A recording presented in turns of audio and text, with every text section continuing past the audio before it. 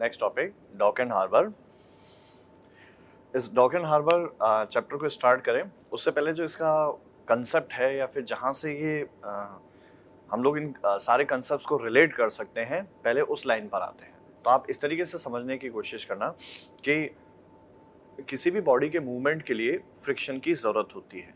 जितना ज़्यादा फ्रिक्शन होगा उतना ही मूवमेंट कंट्रोल वे में हो सकता है, या फिर इसको दूसरी लैंग्वेज में ये भी बोला जा सकता है कि जितना ज़्यादा फ्रिक्शन होगा उतने ही ज़्यादा एफर्ट्स लगते जाएंगे।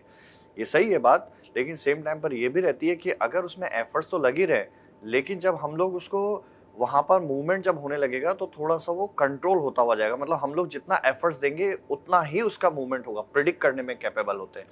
लेकिन जब अगर सपोज किसी सरफेस के ऊपर फ्रिक्शन कम है और उस समय अगर हम लोग कंट्रोल करने की कोशिश करें तो वहाँ हमें कंट्रोलिंग में कंट्रोल करने में जो इफेक्ट जो हमारे पास में जो इफेक्ट होगा, या फिर ये कहो कि कंट्रोल करने में हमें ज़्यादा मेहनत करने की ज़रूरत पड़ेगी। ठीक है, जैसे हमारे पास में एक हो गया रोड सरफेस पे जो एकदम खुरदरी सरफेस हो या फिर एकदम जो रफ सरफेस है, और जो दूसरा हो गया हमारे पास में और जिसके ऊपर लिक्विड है या ऑयल है या फिर पानी है। तो उन दोनों में से हम लोगों को कंट्रोलिंग करने की जो ज़्यादा ज़रूरत पड़ेगी वो पड़ेगी हम लोगों को जहाँ पे ऑयल सरफेस हमको मिलता जाएगा, पानी हमको मिलता जाएगा। लेकिन जब हम लोग रफ सरफेस देखेंगे तो वहाँ हम लोग कंट्रोल करना थोड़ा सा ईजी होगा। नो डाउट एनर्जी कंजम्पशन ज़्यादा होता हुआ जाएगा। ठीक है, इन दोनों के बेसिस पे अगर हम लोग जब रिलेट करते हुए चलते हैं तो जो हमारे पास में सबसे पहले हो गया कि जैसे रोड नेटवर्क की बात करें, रेल नेटवर्क की बात करें, एयरक्राफ्ट्स की बात करते हैं और वाटर बॉडी की बात करते हैं, तो जब इन चारों में से हम लोग जब कंपैरिजन करेंगे तो इन चारों में से जो मैक्सिमम फ्रिक्शन है वो जनरेट होगा किन सरफेसेस के लिए, वो होगा रोड सरफेस के लिए। उसके बाद में जनरेट होगा रेल सरफेस के लिए, कॉन्टैक्ट एरिया कम है वहाँ पर। उसके बाद में कम सरफेस कम जो फ्रिक्शन है वो जनरेट होगा एयरक्राफ्ट्स के मूवमेंट के लिए। और उसके बाद में लीस्ट जो जनरेट होगा वो जनरेट होगा जो हम लोग बोलते हैं वाटर बॉडी के अंदर। इन चारों में अगर कंपैरिजन करें, जहां ये हमारे पास में ये कंपैरिजन का रिजल्ट हमको मिलता है, उसी के बेसिस पे ट्रैवलिंग की या फिर जो कॉस्ट होती है वो प्रिडिक्ट होती हुई जाती है। तो जो मैक्सिमम कॉस्ट है वो रोड नेटवर्क में होगा, उसके बाद में रेल नेटवर्क के अंदर, फिर एयरक्राफ्ट के लिए, और लास्ट में हमारे पास में वाटर बॉडी के लिए। हाँ, एक थॉट ये आता है कि जब हम लोग एयरक्राफ्ट के लिए बात करते हैं तो वो हमारे लिए कॉस्ट ऑफ ट्रैवलिंग थोड़ा ज़्यादा होता है, लेकिन उसमें बात इसलिए हम लोगों को उसमें कॉस्ट ट्रैवलिंग हो रहा है क्योंकि हमें लिफ्ट करके बॉडी को एक जगह से दूसरी जगह पे लेके आते हैं, lesser duration of the time के अंदर होता है, इसलिए वो थोड़ा कॉस्टली है।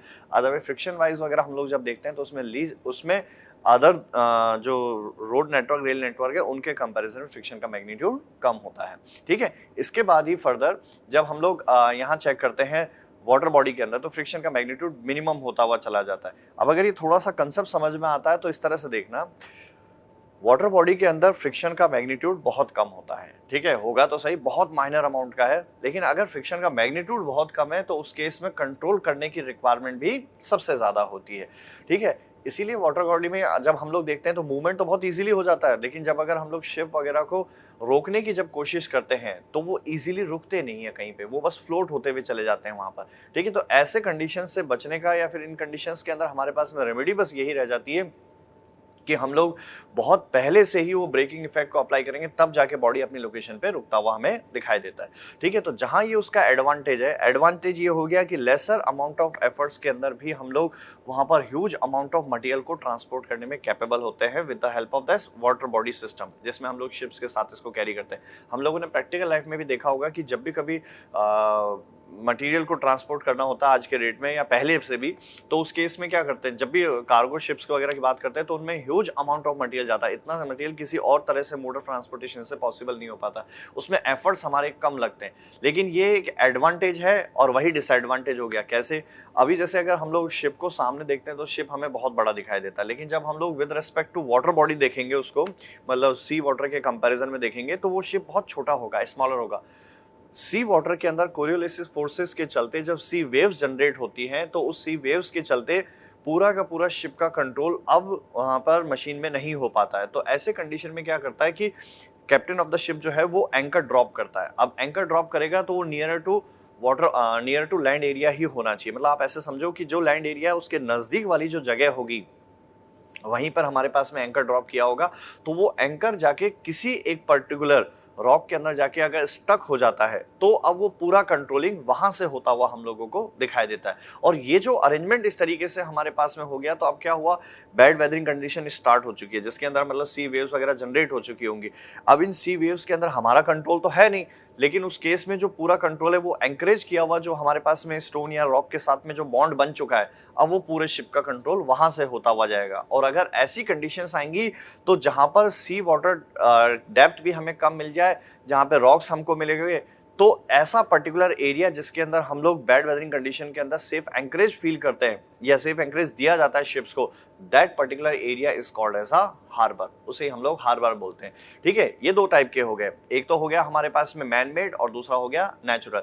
नेचुरल तो वो जिसमें कहीं पे भी एंकर ड्रॉप हम लोग कर सकते हैं, रॉक्स वगैरह के साथ में होगा, और मैन मेड वो होगा जिसको इंटेंशनली बनाया गया। इंटेंशनली बनाने के पीछे जो रीजन है वो ये, जिसमें हम लोग लोडिंग अनलोडिंग को परफॉर्म कर सके पैसेंजर कार्गो के लिए, और उसी लोडिंग अनलोडिंग को परफॉर्म करने के लिए जो पर्टिकुलर एरिया दिया जाता है that is called as a port, उसे ही हम लोग बोलते हैं पोर्ट। तो स्टेटमेंट कुछ इस तरीके से बनता है कि every port is a harbour but reverse is not true. ठीक है, इनका जो अभी तक का स्टेटमेंट है मैं एक बार समराइज कर देता हूं, फिर हम लोग इसके लिए डिक्टेट करते हैं। ठीक है, वो इस तरीके से समझना कि on the basis of the friction it can be said that if the friction amount is going to be less, then the huge amount of the controlling factor on the body movement is going to be required. At the same time, if the friction is higher, then the controlling on the body movement will be less as compared to the previous case. Now, if we are going to check the comparison between these four elements, first one is the road transportation, rail transportation, aircrafts, and the last one is the water body. Then out of these four, the maximum friction forces will be generated in between the road surfaces movement, and second one will be the rail network, and the third one will be the aircraft. Out of that, the minimum amount of the friction is going to be generated for the ship movement. That's why whenever we want to provide the movement of the huge amount of the material from one location to another location, it is always required that the ship movement will always be preferred, and that theory is applicable till dated and will always be applicable. Reason, they have least amount of the efforts requirement will be there, or we can say that the fuel consumption will be less. So that is a aim. Whenever we want to provide for the movement of the material from one location to another location, we want to invest the minimum and extraction should be maximum. And at the same time, if the friction is going to be less, then the in that condition if you want to apply the brake, then उस case के अंदर break के लिए हमें बहुत पहले से ही वहां से इफेक्ट को या ब्रेकिंग इफेक्ट को जनरेट करना होगा, तब जाके बॉडी वहां पे रुकता हुआ दिखाई देगा। Whenever the friction is going to be reduced in case of the water body movement or the ship movement, in case of the bad weathering condition, the sea waves are going to be generated due to the Coriolis forces, and at that time it might be chances that the ship is going to collapse or some accidents may happen. So to avoid that condition, the total machine system is going to fail. In that condition, the captain of the ship, what will he do is he will drop an anchor in that less depth of the water, and that anchor is going to stuck to any type of the rock. In that condition, we can say that the total movement of the that ship is going to be controlled by that anchor only, and in that condition we can further say that that particular condition is going to generate as a safest condition for that ship in case of the bad weathering conditions. So that type of the arrangement, whenever the depth of the water is less and the bad weathering condition, that particular area is going to serve the safe condition for the ship movement is called as a harbor. So that harbor can be provided or can be available in two manners, either man-made or natural. Natural will be available anywhere whenever we can drop a anchor, and natural man-made is intentionally is provided for the loading unloading purpose of the cargo, and that particular area in which loading unloading of the passenger cargo is going to perform is called as a port area. So we can say that one statement, every port is a harbor, but reverse is not true, right?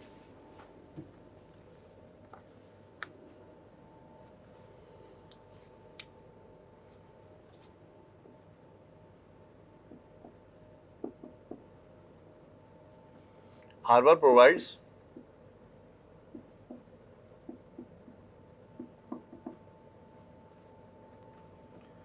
safe anchorage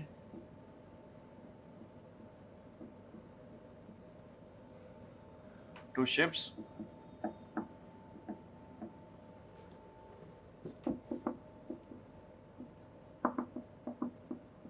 in conditions of bad weather.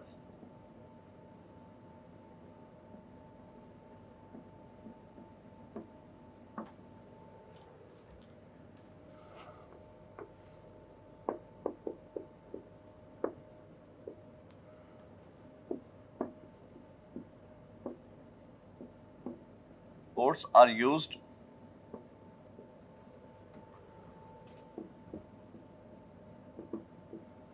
for loading and unloading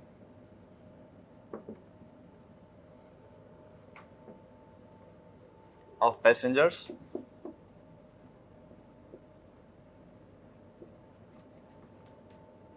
or cargo, etc.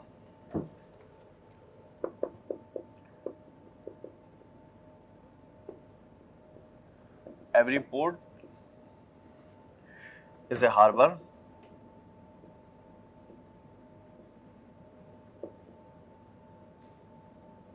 but reverse is not true.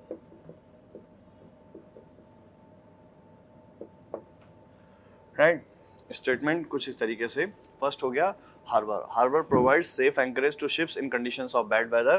Ports are used for loading unloading of passengers or cargo etc. Every port is a harbor but reverse is not true. ठीक है, अब आप इसी में इस तरीके से समझना, जब हम लोग शिप्स की बात करते हैं तो शिप्स के लिए लोडिंग अनलोडिंग को परफॉर्म करना होता है. ठीक है, तो उस केस के अंदर सबसे बड़ा प्रॉब्लम ये आता है कि जो सी वाटर है उसमें लो टाइड और हाई टाइड जनरेट होते हैं, और इस लो टाइड हाई टाइड के चलते क्या होता है, वाटर लेवल बहुत ड्रास्टिकली चेंज हो जाता है उनके बीच में हाइट का, और ये कुछ आवर्स के अंदर ही ऐसा पॉसिबल हो पाता है, मतलब उसमें ही वो चेंज होता हुआ दिखाई देगा. शिप्स के साथ में कंडीशन ये है कि अगर स्मॉलर शिप्स होगा तो उसमें मतलब स्मॉलर शिप्स का मतलब छोटा सा बोट टाइप का है, तो उसमें लोडिंग अनलोडिंग कुछ मिनटों में ही वहाँ पे परफॉर्म कर सकते हैं हम लोग, तो उसमें ज़्यादा इफेक्ट इतना नहीं दिखाई देगा. लेकिन जो कोई बिगर शिप्स होंगे तो उसमें लोडिंग अनलोडिंग के टाइम पे हमें दिक्कत होगी. और सपोज कोई ऐसा बिगर कार्गो शिप्स अगर हमारे पास में है और उस केस में लोडिंग होना या अनलोडिंग होना दोनों में दिक्कत ये आ जाएगा कि हम लोगों को मंथ का टाइम, मतलब 30 डेज से भी ज़्यादा, 40 डेज 50 डेज मंथ्स का टाइम उसमें लग जाता है. अब इतने ड्यूरेशन ऑफ द टाइम के अंदर अगर पानी का लेवल प्लस माइनस होता हुआ हमें दिखाई देगा, तो ऐसे कंडीशन के अंदर प्रॉब्लम ये होगी कि वो पूरा सिस्टम जिससे हम लोग लोडिंग अनलोडिंग को परफॉर्म कर रहे हैं वो डिस्टर्ब हो चुका होगा. आप ऐसे समझो कि एक क्रेन अरेंजमेंट के साथ ये किया जाएगा, और उस समय अगर पूरा बॉडी हमारे लिए कंट्रोल में नहीं है, वाटर बॉडी सिस्टम, और उस केस के अंदर हम लोग लोडिंग अनलोडिंग को परफॉर्म कर रहे हैं और वो अगर पूरे शिप को ये लेके जाए और सपोज कोई क्रेन खराब हो जाए, तो उस केस के अंदर पूरा का पूरा असेंबली वहां पर अगर लो टाइड आएगा तो नीचे चला जाएगा. और उस केस में अगर वो इस तरह से लिफ्टेड है, पूरा सिस्टम पे मेंटेनेंस वर्क को परफॉर्म कर रहे हैं, तो उस केस में वहां पे डेफिनेटली एक्सीडेंट्स होने के चांसेस है. क्योंकि मेंटेनेंस करने का जो पहला कंसेप्ट है माइंड में वो यही आता है कि the body should always be in a zero stress condition. तो जीरो स्ट्रेस है मतलब सारा बॉडी पूरी तरह से रिलीज होना चाहिए, तब जाकर हम उस मेंटेनेंस वर्क को परफॉर्म कर रहे हैं. और अगर ऐसा किया तो उस केस में अगर किसी बॉडी को या किसी मटेरियल को हमने लिफ्ट किया हुआ है तो उसके गिरने के भी चांसेस होंगे. तो ऐसे कंडीशन से बचने का बेस्ट तरीका क्या होता है कि हम लोग क्यों ना एक ऐसा सिस्टम बना दें, इस तरह का अरेंजमेंट बना दें कि जिसके अंदर पानी को हम लोग कंट्रोल कर सके, उसके मूवमेंट को. तो आप इसको ऐसे समझ लो कि जैसे कि हमारे पास में एक बड़ा हॉल है और उसमें एक एंट्री मतलब एक पूरा का पूरा चारों साइड से उसका वॉल कर रखा है, लेकिन एक साइड में हम लोगों ने ऊपर स्काई के लिए छोड़ रखा है, ओपन है एकदम, और पानी अगर यहाँ पर है, लेकिन हम लोगों ने क्या गेट बना दिया. तो जैसे ही हाई टाइड होगा शिप उसमें एंटर कर जाएगा. ठीक है, शिप एंटर करे, गेट बंद कर दो. गेट जब बंद हो जाएगा तो अब उसके बाद में लॉन्गर ड्यूरेशन तक, जब तक हम चाहते हैं लोडिंग अनलोडिंग को परफॉर्म करना है, तब तक पानी पूरी तरह से हमारे कंट्रोल में है. और ऐसे टाइम रखने के चलते हमें बेनिफिट ये मिलेगा कि कांस्टेंट डेप्थ अगर मिली हुई है तो हमारा पूरा सिस्टम हम लोग एक प्रॉपरली वर्कआउट करने में कैपेबल होंगे. प्रॉब्लम हमें तब जनरेट होगी तब जब हम लोग ये कहे कि अगर सपोज वो हाई टाइड लो टाइड के लिए हमारे पास में ऐसा कोई अरेंजमेंट नहीं है, तो हम लोगों को हर किसी पोर्ट पे ऐसा पोर्शन जरूर बनाना होता है जिसके अंदर हम लोग पानी को कंट्रोल कर सकें, जिसमें पानी की हाइट को कंट्रोल किया जा सके. और जो ऐसा पर्टिकुलर पोर्शन होता है उसे ही हम लोग बोलते हैं डॉक पोर्शन. डॉक पोर्शन की जब फर्दर हम लोग चेक करेंगे तो फर्दर इसको हम लोग कुछ पार्ट्स में डिवाइड करते हैं. एक पर्टिकुलर एरिया जिसका मैंने भी आपको डिस्क्रिप्शन दिया था, जिसको मैंने आपको समझाने की कोशिश करी, जिसमें हम लोग लोडिंग अनलोडिंग को परफॉर्म करते जाएंगे, that is called as a wet docks. Water is available. ठीक है, उसके बाद दूसरा होता है कि हम लोग जब शिप्स की बात करेंगे तो शिप्स कभी कभी ऐसा होता है कि उसमें मेंटेनेंस की भी रिक्वायरमेंट होती है. मेंटेनेंस की रिक्वायरमेंट कैसे होगी, पूरा शिप जो है वो पानी के अंदर जो बॉटम वाला पोर्शन है वो पानी में सबमर्ज्ड होगा। पानी में सबमर्ज होता है तो उसके चलते सी वाटर जो है फुल ऑफ द मिनरल्स है। फुल ऑफ द मिनरल्स होने के चलते जब उसके अंदर पानी में से जब वो होके जाएगा तो सी मिनरल्स उसमें डिपॉजिट होना चालू होंगे, और जब सी मिनरल्स डिपॉजिट हो जाते हैं तो ऐसे कंडीशन के टाइम पर अब उसमें डेड लोड है जो कि उस पूरे शिप के अंदर इंक्रीज हो चुका होगा। जितना ज्यादा डेड लोड इंक्रीज होगा उस केस में उतना ही हम लोग अब lesser amount of the live load को, या फिर एक तरह से ये कह सकते हो कि जो पे लोड है जिसमें हम लोग उसको लेके जाना चाहते हैं उसकी लोड कैरिंग कैपेसिटी शिप की कम हो जाएगी। तो हम लोग चाहते हैं कि उस शिप का मेंटेनेंस होना चाहिए। Basically that material deposited minerals should always be removed, वो शेयर ऑफ वहां से करना है। तो उसके लिए हमारे पास में बेस्ट रेमेडी क्या है कि क्यों ना हम लोग एक ऐसा प्लेटफॉर्म बनाएं जिससे कि हम लोग उस शिप को जब उस प्लेटफॉर्म पे रखें तो उसके बाद में इजीली शेयर ऑफ कर सकें। अब इसके लिए जो हम लोगों को प्लेटफॉर्म बनाना होगा वो दो कंडीशन के साथ आएगा। पहला, जब शिप उसके ऊपर लेके आए तो सबमर्ज्ड होना चाहिए, लेकिन जब हमें मेंटेनेंस वर्क परफॉर्म करना है तो उस केस के अंदर वो पूरा सिस्टम या जो पूरा प्लेटफॉर्म है वो अब एक्सपोज्ड होना चाहिए, मतलब वो हमें हवा में दिखाई देना चाहिए। Then only it's possible to for the maintenance work.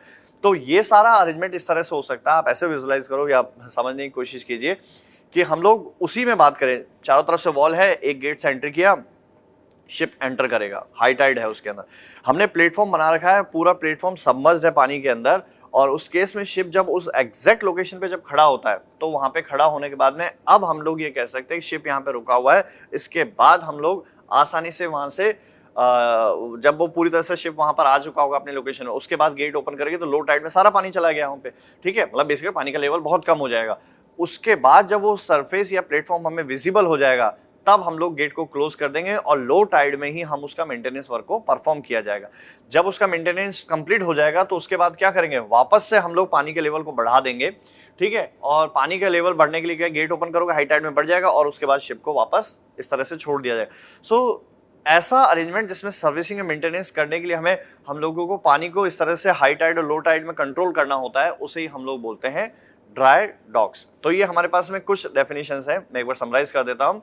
Dock portion वो होगा, in that condition it is highly required that the water should be controlled manner, reason for that water height should be in a controlled manner, reason for that because for the loading unloading of the cargo ships require the longer duration, it will be in a month's duration time, so it might be possible at the time of the loading unloading process, then if there is a failure of the system or the crane system, then further if the total height of the water is not in a control, then it might be possible there will be chances of the accident. So to avoid that condition, it is better that the total depth of the water or the height of the water should be in a constant level. So for that what we can provide as a, let's say if there is a 4-wall boundary and open to sky passage, open to sky, in that condition if there is a gate or the gate is available, then we can say that in a high tide the ship will be received on a one particular platform for the loading unloading purpose, and at the same time whenever this process is completed the gate is opened and then after that ship will move to the water body. So that type of the arrangement in which we can say that the water depth is going to or water height is going to be controlled, that will be called as a dock portion. And if the water is available for the loading unloading purpose, that will be called as the wet docks. At the same time, sea water is full of the minerals and these minerals are actually going to be deposited on the bottom surface of the ship. So in that condition, what will be the disadvantage of that? The dead load on the ship is going to be increased and the load carrying capacity of the ship is going to be reduced. So to avoid that problem, it is better that the deposited material must be shear off from the surface, and in that condition what should be the process?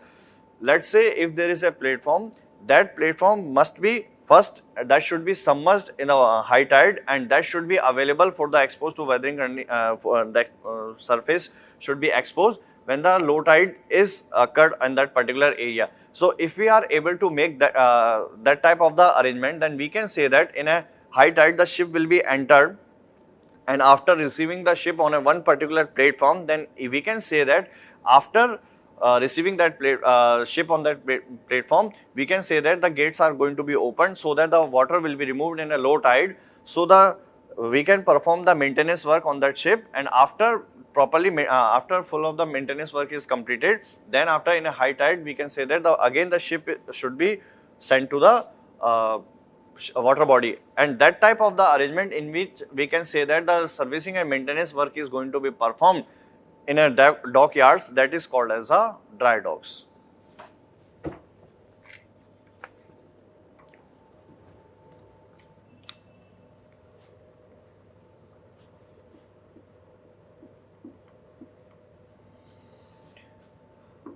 Docks,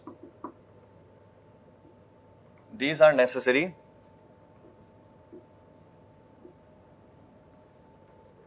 because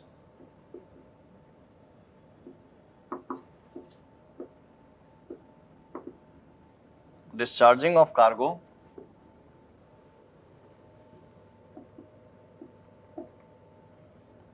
requires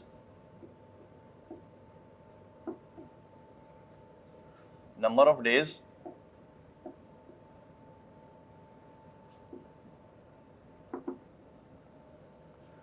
during which if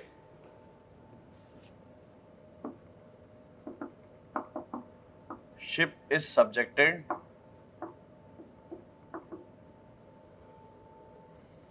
to vertical movement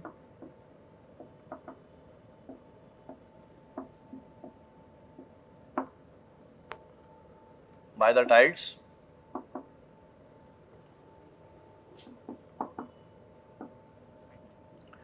great inconvenience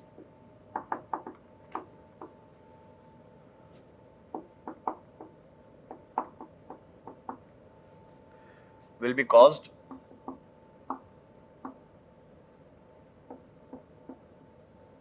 and special arrangement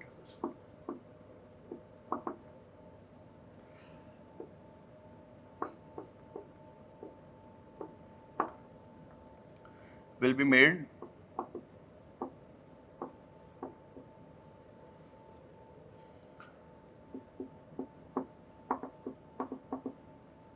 lifting the ship.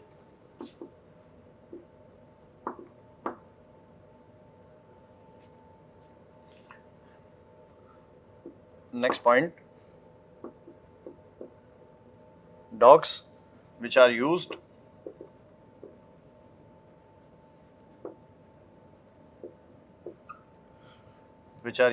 for ships to facilitate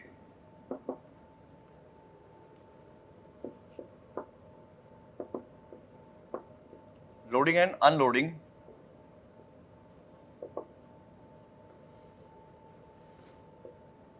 of passengers and cargo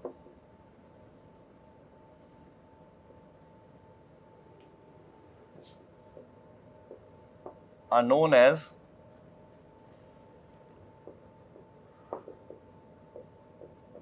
wet docks. ठीक है, अभी तक यहाँ तक का statement है, मैं वो कंप्लीट करता हूँ. Docks, these are necessary because discharging of cargo requires number of days during which if ship is subjected to vertical movement by tides, great inconvenience will be caused and special arrangement will be made for lifting the ships. Docks which are used for ships to facilitate loading and unloading of passengers and cargo are known as wet docks.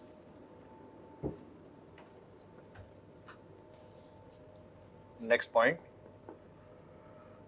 docks which are used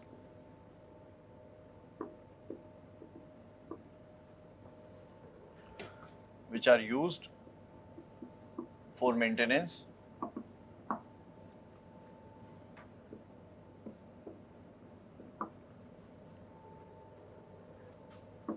of ships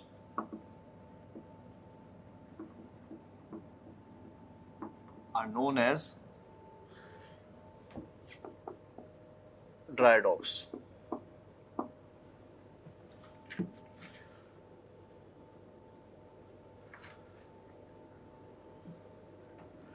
इसके बाद में docs में दो और होते हैं, आप उनको इस तरीके से समझना. एक होता है जिसको बोलते हैं फ्लोटिंग डॉक्स. फ्लोटिंग डॉक्स क्या होते हैं कि हम लोग हमेशा कोशिश ये करते हैं कि कभी भी जो शिप है वो ग्राउंडेड नहीं होना चाहिए। ग्राउंडेड नहीं होने का मतलब है कि शिप स्पीडली अगर आए और अगर जो बॉटम का जो सैंड होता है उसके साथ एक बार अगर उसमें से इंसर्ट हो जाएगा तो उसको रिमूव करना बहुत मुश्किल होगा। क्यों है वो इस तरीके से समझना, हम लोग किसी भी सरफेस से किसी भी बॉडी को जब हम लोग हटाने की कोशिश करते हैं जो उसमें स्टक होता है तो हमें फ्रिक्शन की जरूरत होती है। ठीक है, इसका एक बहुत सिंपल सा एग्जांपल, कोई भी चेयर जैसे है, उस चेयर को मैं अगर ऐसे पुल करता हूं तो उसके लिए सबसे पहले मुझे सरफेस के ऊपर एक फोर्स अप्लाई करना होता है। फ्रिक्शन मैं मेरे पैरों से सरफेस के ऊपर अप्लाई करूँ, उसके बाद में इसको पुल करना पॉसिबल है। अब आप इस तरह से सोचना कि अगर कोई शिप आया स्पीड से और एक बार अगर वो सैंड में यहाँ पे स्टक हो चुका है तो जब हम उसको रिमूव करने की कोशिश करेंगे तो उस समय रिमूव करते वक्त हमें भी फ्रिक्शन की जरूरत है, और जो पानी में फ्रिक्शन अगर मिला ही नहीं तो रिमूव वहां से होगा नहीं। इस रीजन के चलते एक लाइन इस तरह से कही जाती है कि ship should never be grounded. अब ऐसे कंडीशन में कोई जो पहले के जो डॉक यार्ड्स होते हैं जो स्मॉलर हैं, और हम लोगों को चाहिए कि शिप को अगर हम लोग शिप में लोडिंग अनलोडिंग ज़्यादा करना है तो बिगर शिप्स की हमें जब ज़रूरत हो गई, या फिर हमारे पास में शिप्स का मूवमेंट किसी पर्टिकुलर एरिया में ज़्यादा है, तब हम लोग क्या करते हैं, एक नए टाइप के वेसल्स को इंट्रोड्यूस करते हैं। वो इस तरह से होगा, बिगर शिप है 4 वॉल्स के साथ, फर्स्ट सेकंड थर्ड फोर्थ, ठीक है, ये इस तरह से लॉन्गर है। तो क्या करेंगे, जब ये खुद फ्लोट करता हुआ पानी में जा चुका होगा तो इसकी ये दोनों वॉल्स को डाउन कर देंगे, और डाउन करने के बाद में शिप जो है, स्मॉलर शिप्स होंगे या कोई शिप होगा तो उसको एंटर कराएंगे इनके बीच में। Now with the help of buoyancy इसको लिफ्ट करके ऊपर लेके आएंगे, और जब ये लिफ्ट करके लेके आएंगे क्लोज करने के बाद में तो वहां पर उसका सर्विसिंग एंड मेंटेनेंस वर्क को परफॉर्म करेंगे। और जब ये कंप्लीट हो जाएगा तो शिप को यहाँ पर बॉयंसी के साथ में इसको कंट्रोल करके डाउनवर्ड लेके आएंगे, और लाने के बाद में यहाँ से दोनों वॉल को नीचे और इसको वापस से पानी में छोड़ दिया जाएगा। तो ये जो टाइप का अरेंजमेंट होता है उसे हम लोग बोलते हैं फ्लोटिंग डॉक्स। मरीना डॉक्स भी होते हैं। मरीना डॉक्स को इस तरीके से समझ सकते हो कि जब हमको लोडिंग अनलोडिंग का जो प्रोसेस है अगर कम पैसेंजर्स के लिए करना होता है तो हम लोग मरीना डॉक्स उनका नाम दिया जाता है, जब बड़े होते हैं तो उसका नाम दे देते हैं पोर्ट्स। ठीक है, दो स्टेटमेंट वो ये, floating docks are basically provided whenever number of ships are large for a one particular area and maintenance work is required inside the water body only. So in that condition, what will be the procedure? First of all, let's say that there are 4 sides of the ships. For the bigger ships, first, second, third, fourth, out of these four walls, these walls will be submerged in the water. Then after, the ships will be placed in between these 2 walls, and with the help of after placing these walls again to the level, and with the help of that buoyancy, the total ships is going to be placed at a certain height. Then after, the maintenance work will be performed, and after that maintenance work, again with the help of buoyancy, it is going to be placed at a level surface, and after removing that lowering that these 2 surfaces to the water level, that ship can be further sent to the water body. So that type of the arrangement is called as a floating docks. And at the same time, if the number of number of the passengers requirement is less, or we can say that the less number of the ships requirement will be there, then that in that condition the marina docks are basically provided, not the ports yard. Ports yards basically ports are provided whenever the larger ships or the large number of the passengers requirement will be there.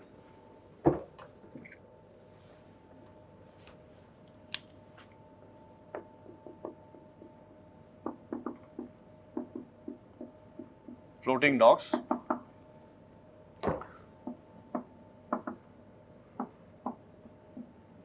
Ships should not be grounded.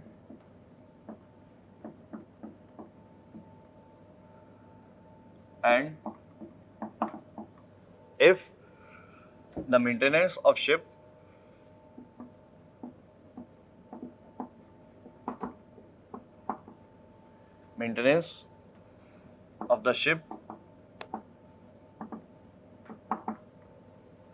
is required,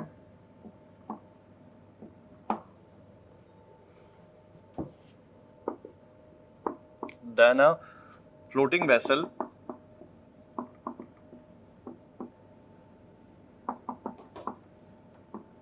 is used that consists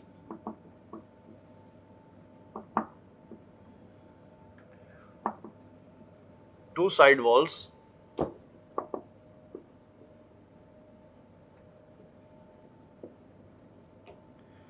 and two side openings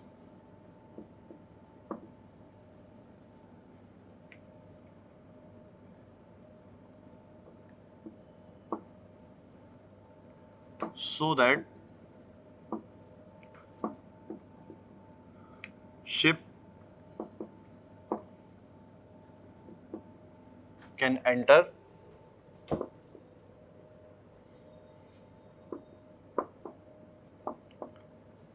and exit.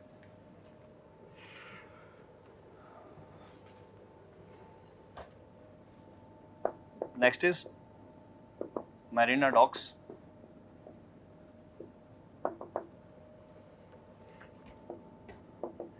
It is a dock that is used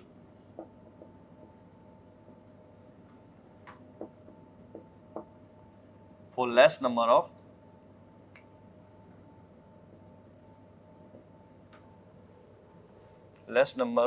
of passengers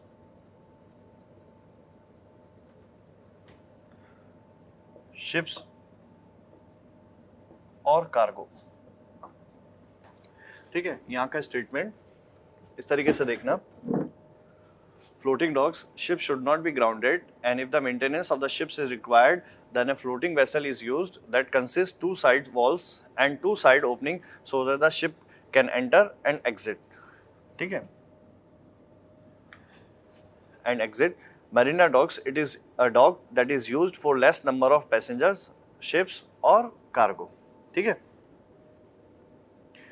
इसी के बाद में हम लोग जब ships के लिए जब चेक करते हैं तो उस केस में उन मूवमेंट जो होगा कहीं ना कहीं पे जो अफेक्ट होने वाला है वो विंड प्रेशर या विंड फोर्सेस की वजह से होता है। तो उसी के लिए एक बोफोर्ट स्केल होता है जिसे मेज़र किया जिसके साथ में हम लोग विंड स्पीड को मेज़र करते हैं, विंड स्ट्रेंथ को मेज़र किया जाता है।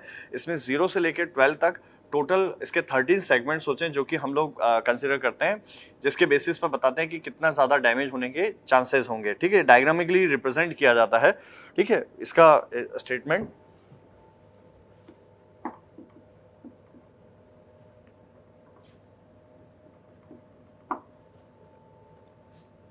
Beaufort scale is used to measure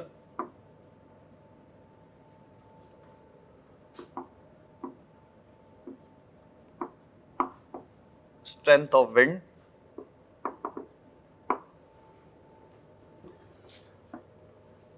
total जो पार्ट है वो 0 to 12 है। ठीक है, 13 पार्ट्स में इसको डिवाइड किया गया है। इसके बाद में ये विंड स्पीड के लिए होता है और ये विजुअल इम्पैक्ट जो होते हैं उनके बेसिस पे इस डायग्राम को या फिर बोफोर्ट स्केल हम लोग फर्दर ये डिटेलिंग हमको जो है वो दिए जाती है इस बोफोर्ट स्केल के अंदर। आपके ये भी 1-2 बार ऑब्जेक्टिव या शॉर्ट नोट्स के लिए इनके लिए जो स्टेटमेंट है पूछे गए थे। ठीक है, इसके बाद में जब हम लोग लोडिंग अनलोडिंग को परफॉर्म करते हैं तो अभी तक का जो डायग्राम माइंड में सेट होगा वो कुछ इस तरीके से हम लोगों ने ये चेक कर लिया, हार्बर क्या है, पोर्ट्स क्या है, ठीक है, डॉक क्या होता है। डॉक के लिए हमारे पास में सर्विसिंग मेंटेनेंस की जरूरत हो गया तो वो हो गया ड्राई डॉक्स, लोडिंग अनलोडिंग के लिए हो गया तो वेट डॉक्स। इसके बाद में हम लोग अगर बात करते हैं inside a water body he loading servicing maintenance work को परफॉर्म करना है तो फ्लोटिंग डॉक्स हो गया। जब लेस नंबर ऑफ पैसेंजर्स या कार्गो या स्मॉलर साइज की अगर बात करते हैं तो मरीना डॉक्स प्रोवाइड करते हैं। बोफोर्ट स्केल के साथ में हम लोग बस ये चेक करते हैं कि विंड का स्ट्रेंथ क्या रहा होगा जिसके बेसिस पर उसका सरफेस के ऊपर या जो नियर टू कोस्टल एरिया है वहाँ पे डैमेज क्या होने वाला है। इसके बाद में हम लोग जब लोडिंग अनलोडिंग की बात करते हैं तो वो किस तरह से होना चाहिए उन्हें चेक करते हैं। आप ऐसे समझो कि कोई भी वाटर बॉडी में हमें पहले के टाइम में ऐसा होता था डॉक वॉल्स को रखा जाता था। डॉक वॉल्स एक सॉलिड स्ट्रक्चर होता है जिसमें स्टोन्स के साथ उसे बनाया जाता था तो उसके साथ लोडिंग अनलोडिंग को उसके लिए यूज किया जाता। लेकिन इसमें बस एक प्रॉब्लम थी कि अगर साइज ऑफ द शिप बड़ा है तो अब उस डॉक वॉल को इनसाइड द वाटर बॉडी ज्यादा डेप्थ तक लेके जाना होगा। अब उसमें मतलब ज्यादा लेंथ तक लेके जाना होगा। अगर लेंथ हम लोग डॉक वॉल्स का बढ़ाएंगे तो डेप्थ भी बढ़ चुका होगा तो उस केस में जो प्रेशर आने वाला है या फोर्सेस आने वाले हैं तो उसके चलते डॉक वॉल्स के डैमेज होने के चांसेस भी ज्यादा है। ऐसे कंडीशन से बचने के लिए एक थ्योरी बनाई गई कि क्यों ना हम लोग एलिवेटेड सरफेस जो नहीं होता हमारे जैसे फ्लाईओवर्स ब्रिजेस होते हैं इस टाइप का अरेंजमेंट बनाया गया कि एक कोने से दूसरे कोने तक बीच में पिलर्स के साथ में पूरे अरेंजमेंट को लेके जाएं। आप इसका पूरा डायग्राम मेरे साथ ऐसे विजुअलाइज कीजिए। ये हो गया कोस्टल एरिया, ठीक है, यहां से अगर हमको लोडिंग अनलोडिंग परफॉर्म करना है तो डॉक वॉल्स एक सॉलिड स्ट्रक्चर होगा जिसपे कोई भी शिप आएगा लोडिंग अनलोडिंग को परफॉर्म कर लिया। लेकिन अगर शिप बिगर है तो उस केस में जो ये हम लोगों ने दिया है डॉक वॉल्स, उसको कुछ आगे मीटर तक 100 मीटर या 500 मीटर तक और कैरी करिए। जैसे जैसे पानी में जाते जाएंगे डेप्थ बढ़ चुका होगा, तो उस केस में जो प्रेशर या फोर्सेज जो भी आने वाले हैं उसका इंपैक्ट कंटिन्यूसली हिटिंग इसके ऊपर होती हुई दिखाई देगी, ये डॉक वॉल्स के ऊपर। जितनी ज्यादा हिटिंग होगी डैमेज होने के चांसेस भी उतने ही ज्यादा है। जो ये प्रॉब्लम इस तरीके से आई है, अब उस प्रॉब्लम से बचने का हमारे पास में एक रेमेडी है कि हम लोग अगर वो सरफेस ही ना दें जिसके ऊपर वो डैमेज करे, तो हमारा पर्पस भी सर्व हो जाएगा और हमारे लिए मटेरियल का कंजम्पशन भी कम है। तो उसी के लिए क्या करेंगे कि हम लोग यहाँ से एक पाइल फाउंडेशन या पाइल जो होंगे कॉलम्स, उनके ऊपर इस तरह से पूरे एक सरफेस को लेके जाएंगे एलिवेटेड। दोनों के बीच में गैप हो जाएगा हाई टाइड के साइड इक्विवेलेंट, और भाई हाई टाइड यहाँ है तो उसके बीच में भी कुछ गैप होना चाहिए, नहीं तो हाई टाइड आने पे क्या होगा ना, कंटिन्यूसली इसके ऊपर हिटिंग होगी, तो हम नहीं चाहते, इतना गैप होना चाहिए। ये एलिवेटेड सरफेस है जो मिलेगा। अब उसके बाद में कोई भी शिप आएगा लोडिंग अनलोडिंग को परफॉर्म करने में capable. So that particular arrangement is called as a whorl. ठीक है, वो इस तरह का अरेंजमेंट होगा जिसमें लोडिंग अनलोडिंग को हम लोग परफॉर्म करते हैं। इसको जनरली कंक्रीट का बनाया जाता है, पाइल फाउंडेशन पे ये सपोर्टेड है। स्टील का क्यों नहीं है, तो उसके पीछे का लॉजिक ये है, माइल्ड स्टील तो इसलिए नहीं होगा, कोरोजन हो जाएगा। इसके बाद में कास्ट आयरन इसलिए नहीं रखते क्योंकि सी मिनरल्स डिपॉजिट होना चालू हो जाएंगे उसके ऊपर।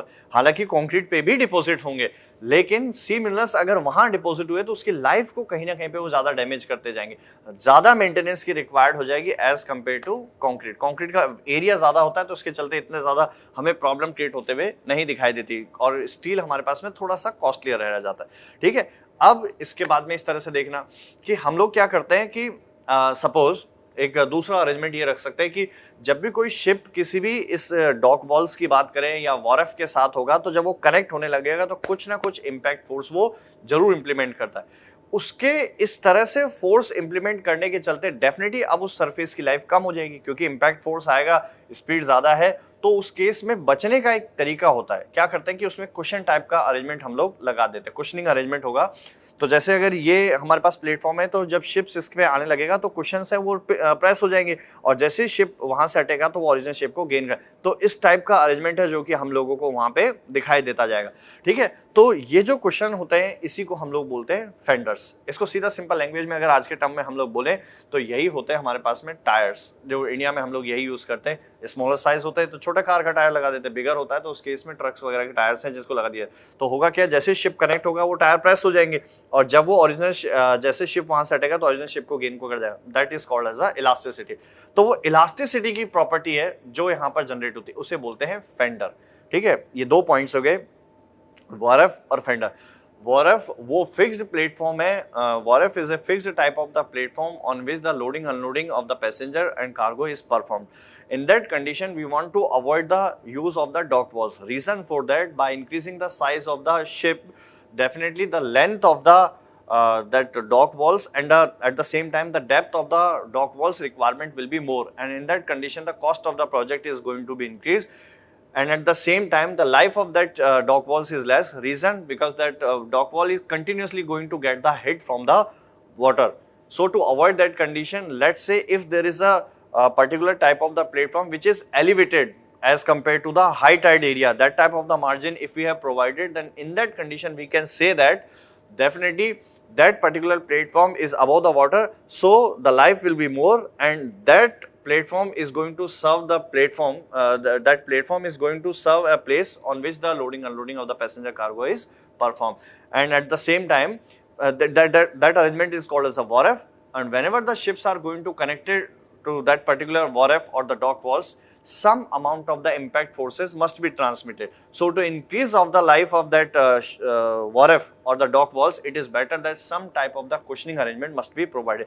In terms of the normal language or the India, we can say that only we have provided as a tire arrangement. Tires are provided so that the impact forces will be transmitted or absorbed, and after removal of the ships from that location, these tires will get the original condition, and that property is called as a elasticity. So tires can be can be used as a fender.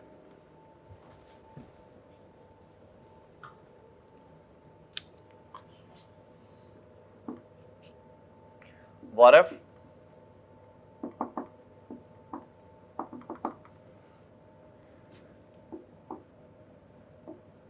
it is a type of fixed platform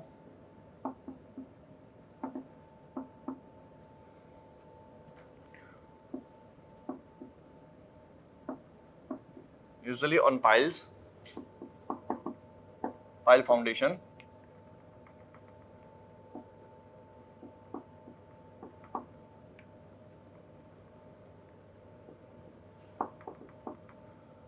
pile foundation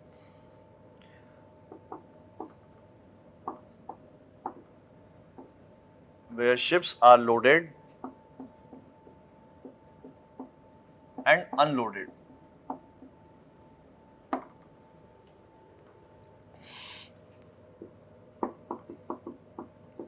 Next is fender, dock wall receives large amount of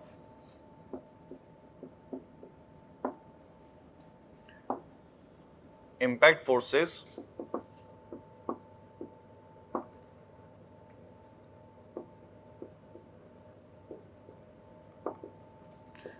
and to avoid this,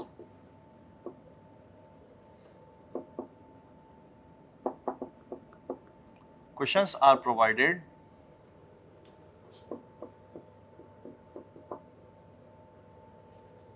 permanently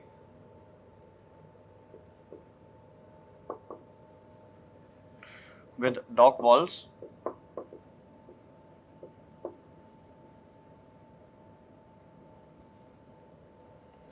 and these are known as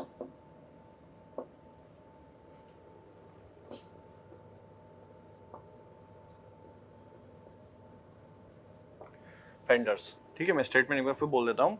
Wharf, it is a type of the fixed platform usually on pile foundation where ships are loaded and unloaded. Fender, dock wall receives large amount of impact forces and to avoid this, cushions are provided permanently with the dock walls and these are known as fenders.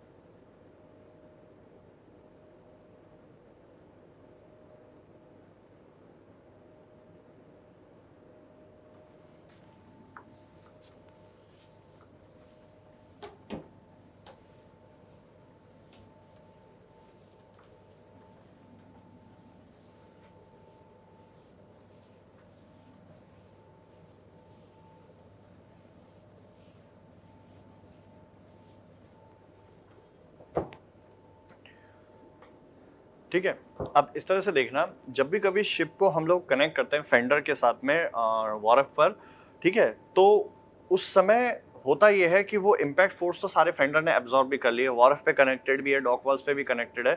Problem ये होती है कि उस समय जब ship से हम लोग लोडिंग अनलोडिंग को परफॉर्म कर रहे होते हैं तो एक थ्रस्ट लगता है बैकवर्ड डायरेक्शन के अंदर। जैसे कोई भी पर्सन अगर शिप से आगे जाएगा तो एक थ्रस्ट देगा बैकवर्ड, फिर वो फॉरवर्ड डायरेक्शन में मूव करता हुआ हमें दिखाई देता है। तो इस थ्रस्ट के चलते अगर ज्यादा एक साथ पार्टिकल अनलोडिंग होता है तो वो शिप काफी ज्यादा वहां पे मूव कर चुका होता है। जो ये प्रॉब्लम इस तरीके से आती है, इसके चलते होता क्या है कि हम लोगों को शिप उस लोकेशन में रोकना होता है और उसको रोकने का बेस्ट तरीका सिर्फ यही होता है कि क्यों ना शिप को हम लोग टाई कर दिया जाए। और टाई करने के लिए जो हम लोग पाइल फाउंडेशन का जो अरेंजमेंट या पाइल्स जो हम लोग प्रोवाइड करते हैं उसे हम लोग बोलते हैं डॉल्फिन पाइल्स। ठीक है, इसके बाद में होता ये है कि शिप्स जब भी कभी जैसे सी वेव्स की जब बात करते हैं तो सी वेव्स जब ट्रेवल करते हुए जाते हैं फॉरवर्ड डायरेक्शन में प्रिवेलिंग विंड्स के चलते या डोमिनेटिंग विंड के चलते, तो उस समय होता क्या है कि वो जो टॉप मोस्ट सरफेस होता है उस वाटर सरफेस का, उस टॉप मोस्ट सरफेस को ड्रैग करके फॉरवर्ड डायरेक्शन में जाने की कोशिश करता है और उसी टाइम पे कुछ हद तक या स्मॉलर अमाउंट ऑफ जो पानी है उसको भी पानी को भी साथ में वो कैरी करता हुआ हमें दिखाई देता है। ठीक है, ये जिस तरह से वो पानी को कैरी करता हुआ जब फॉरवर्ड डायरेक्शन में जाने लगेगा तो उस केस में पानी का जो पाथ होता है, पानी के पार्टिकल का जो पाथ होता है वो इस तरह से होता है। तो जो सैंड के पार्टिकल बॉटम में होते हैं वो मिक्सअप होना चालू हो जाते हैं, और जब वो मिक्सअप होंगे तब उसके साथ वो फॉरवर्ड डायरेक्शन में आते हुए हमें दिखाई देते हैं।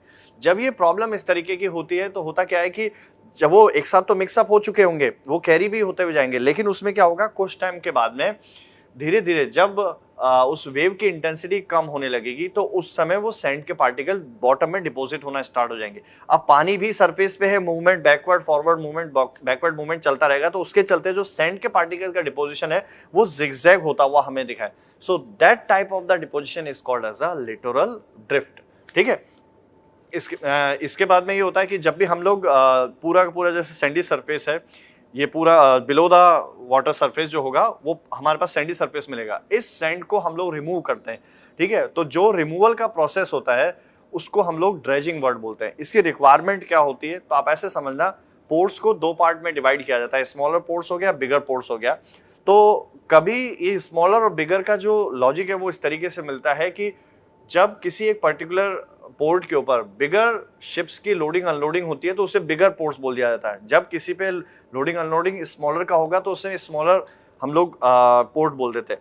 हर किसी शिप पोर्ट अथॉरिटी का एक काम ये होता है कि वो ये चाहते हैं कि यहाँ पर लोडिंग अनलोडिंग बिगर शिप्स का हो। उसके चलते बेनिफिट ये मिलता है कि जितने ज्यादा बिगर शिप्स की लोडिंग अनलोडिंग होगी उतना ही उस एरिया का ग्रोथ होता है। तो उसके लिए क्या करते हैं कि पानी सभी जगह पूरे अर्थ पे कांस्टेंट है, मतलब एक ऑलमोस्ट सेम लेवल पे मिला हुआ है। ठीक है, आपस में कनेक्टेड है। दूसरा क्या होता है कि जब शिप की साइज बढ़ेगी तो डेप्थ ऑफ वाटर की रिक्वायरमेंट ज्यादा है। ठीक है, तो हाइट ऑफ वाटर तो बढ़ा नहीं सकते, लेकिन क्या कर सकते हैं कि बॉटम में जो सैंड के पार्टिकल्स उसे रिमूव कर देते हैं। अगर सैंड के पार्टिकल्स रिमूव हो जाएंगे तो डेप्थ अपने आप बढ़ जाएगी। उसके लिए हम लोग जो प्रोसेस को परफॉर्म करते हैं that is called as a dredging, उसे ड्रेजिंग बोला जाता है। और वहां से ये हमारे पास में पूरी एक्सकेवेशन वर्क को इस तरीके से परफॉर्म किया जाता है, जिससे हम लोग ये कह सकते हैं कि डेप्थ ऑफ वाटर कुछ हद तक बढ़ जाएगा। ठीक है, तो ये दो तीन स्टेटमेंट है वो इस तरीके से। सबसे पहले हो गया dolphin piles are used to tie up the ships. ठीक है, जिससे लेटरल मूवमेंट को प्रिवेंट कर दिया जाए। ठीक है, इनमें कुछ हद तक इंपैक्ट फोर्सेस वगैरह होते हैं, सी वेव्स का जो फोर्स है वो भी इनको लिए डिजाइन किया जाता है। इसके बाद में हम लोग जब बात करते हैं सी वेव्स का, तो सी वेव्स जब कंटिन्यूअसली आगे डायरेक्शन में जब मूव करते हुए चलते हैं तो उनमें कुछ सैंड के पार्टिकल्स का कैरी हो जाते हैं। फिर जब वो डिपॉजिट होना स्टार्ट होते हैं तो जिगजैग अरेंजमेंट होता है, और उसी जिगजैग अरेंजमेंट को हम लोग बोलते हैं, डिपोजिशन जो होता है उसको बोलते हैं littoral drift.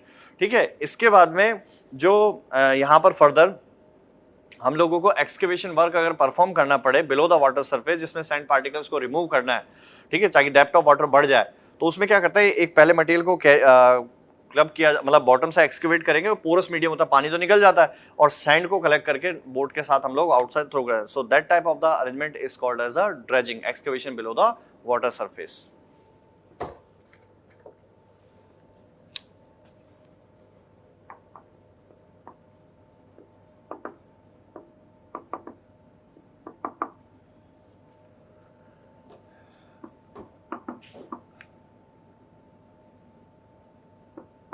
It is used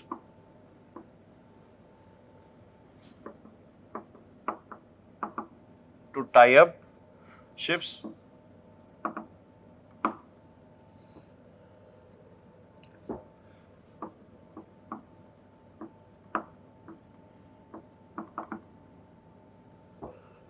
dolphin piles are mainly designed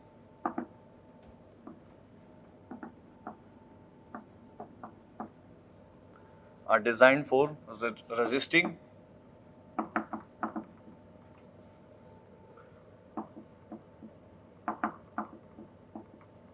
horizontal impact forces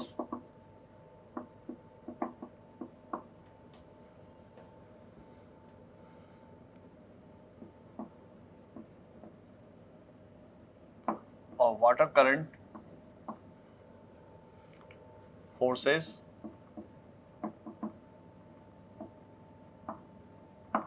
from ships.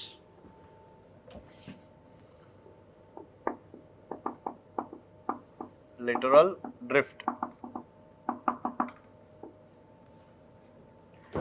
Sea waves are generated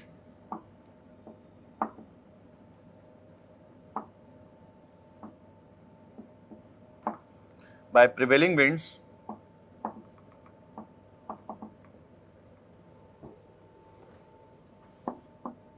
and they move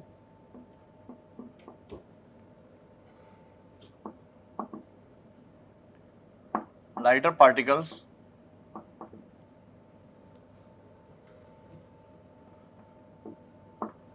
of sand in suspension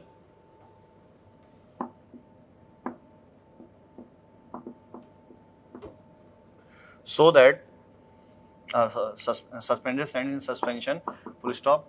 This suspended sand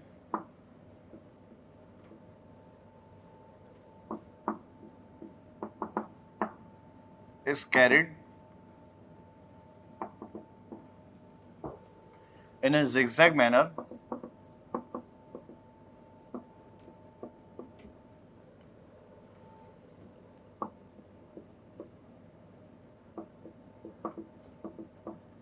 and deposition of this sand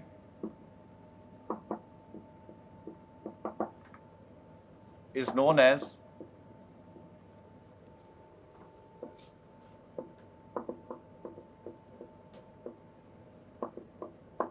lateral drift।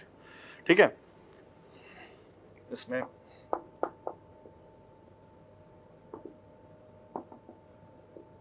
Dredging, excavation,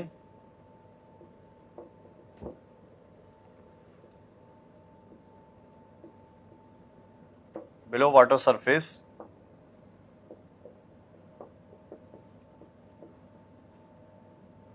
known as dredging। ठीक है, मैं read out कर देता हूँ। Dolphin pile, it is used to tie up ships, full stop। Dolphin piles are mainly designed for resisting horizontal impact forces and water current forces from ships। जब ships का movement होगा तो उसके चलते जो वेव जनरेट होती है उसके लिए यहाँ पे जिक्र किया गया है। दूसरा हो गया littoral drift, sea waves are generated by prevailing winds and they move lighter particles of sand in suspension, full stop। This suspended sand is carried in a zigzag manner and deposition of this sand is known as a lateral drift। Dredging, excavation below water surface is known as dredging।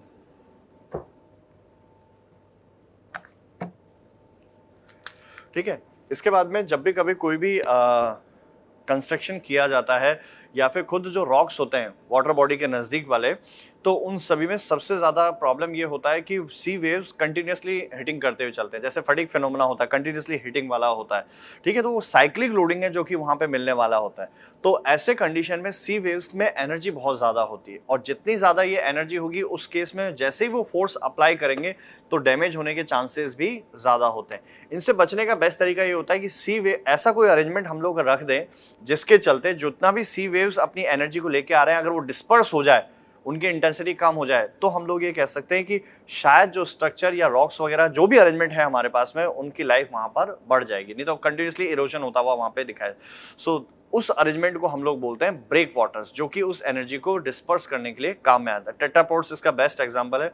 Mumbai में जैसे marine drive के पास वाला जो area है उसमें वहां पे tetrapods ही हैं जो दे रखे हैं वहां पे। ठीक है, या किसी भी कोस्टल बेल्ट के नजदीक देखोगे तो ये अरेंजमेंट जरूर दिया जाता है। किसी कब किस फॉर्म में होगा अलग अलग देखने को हमको मिलता है। ठीक है, बुर्ज अल अरब जो है वो दुबई के कंस्ट्रक्शन उन सभी में आप जब देखोगे तो अलग अलग डिजाइन है जो हमें वहां पे देखने को मिलती है। ठीक है, अब आप इस लाइन को इसके बाद में होता ये है कि जब भी हम लोग वाटर बॉडी की बात करते हैं तो उसमें नेविगेशन की हमें जरूरत होती है।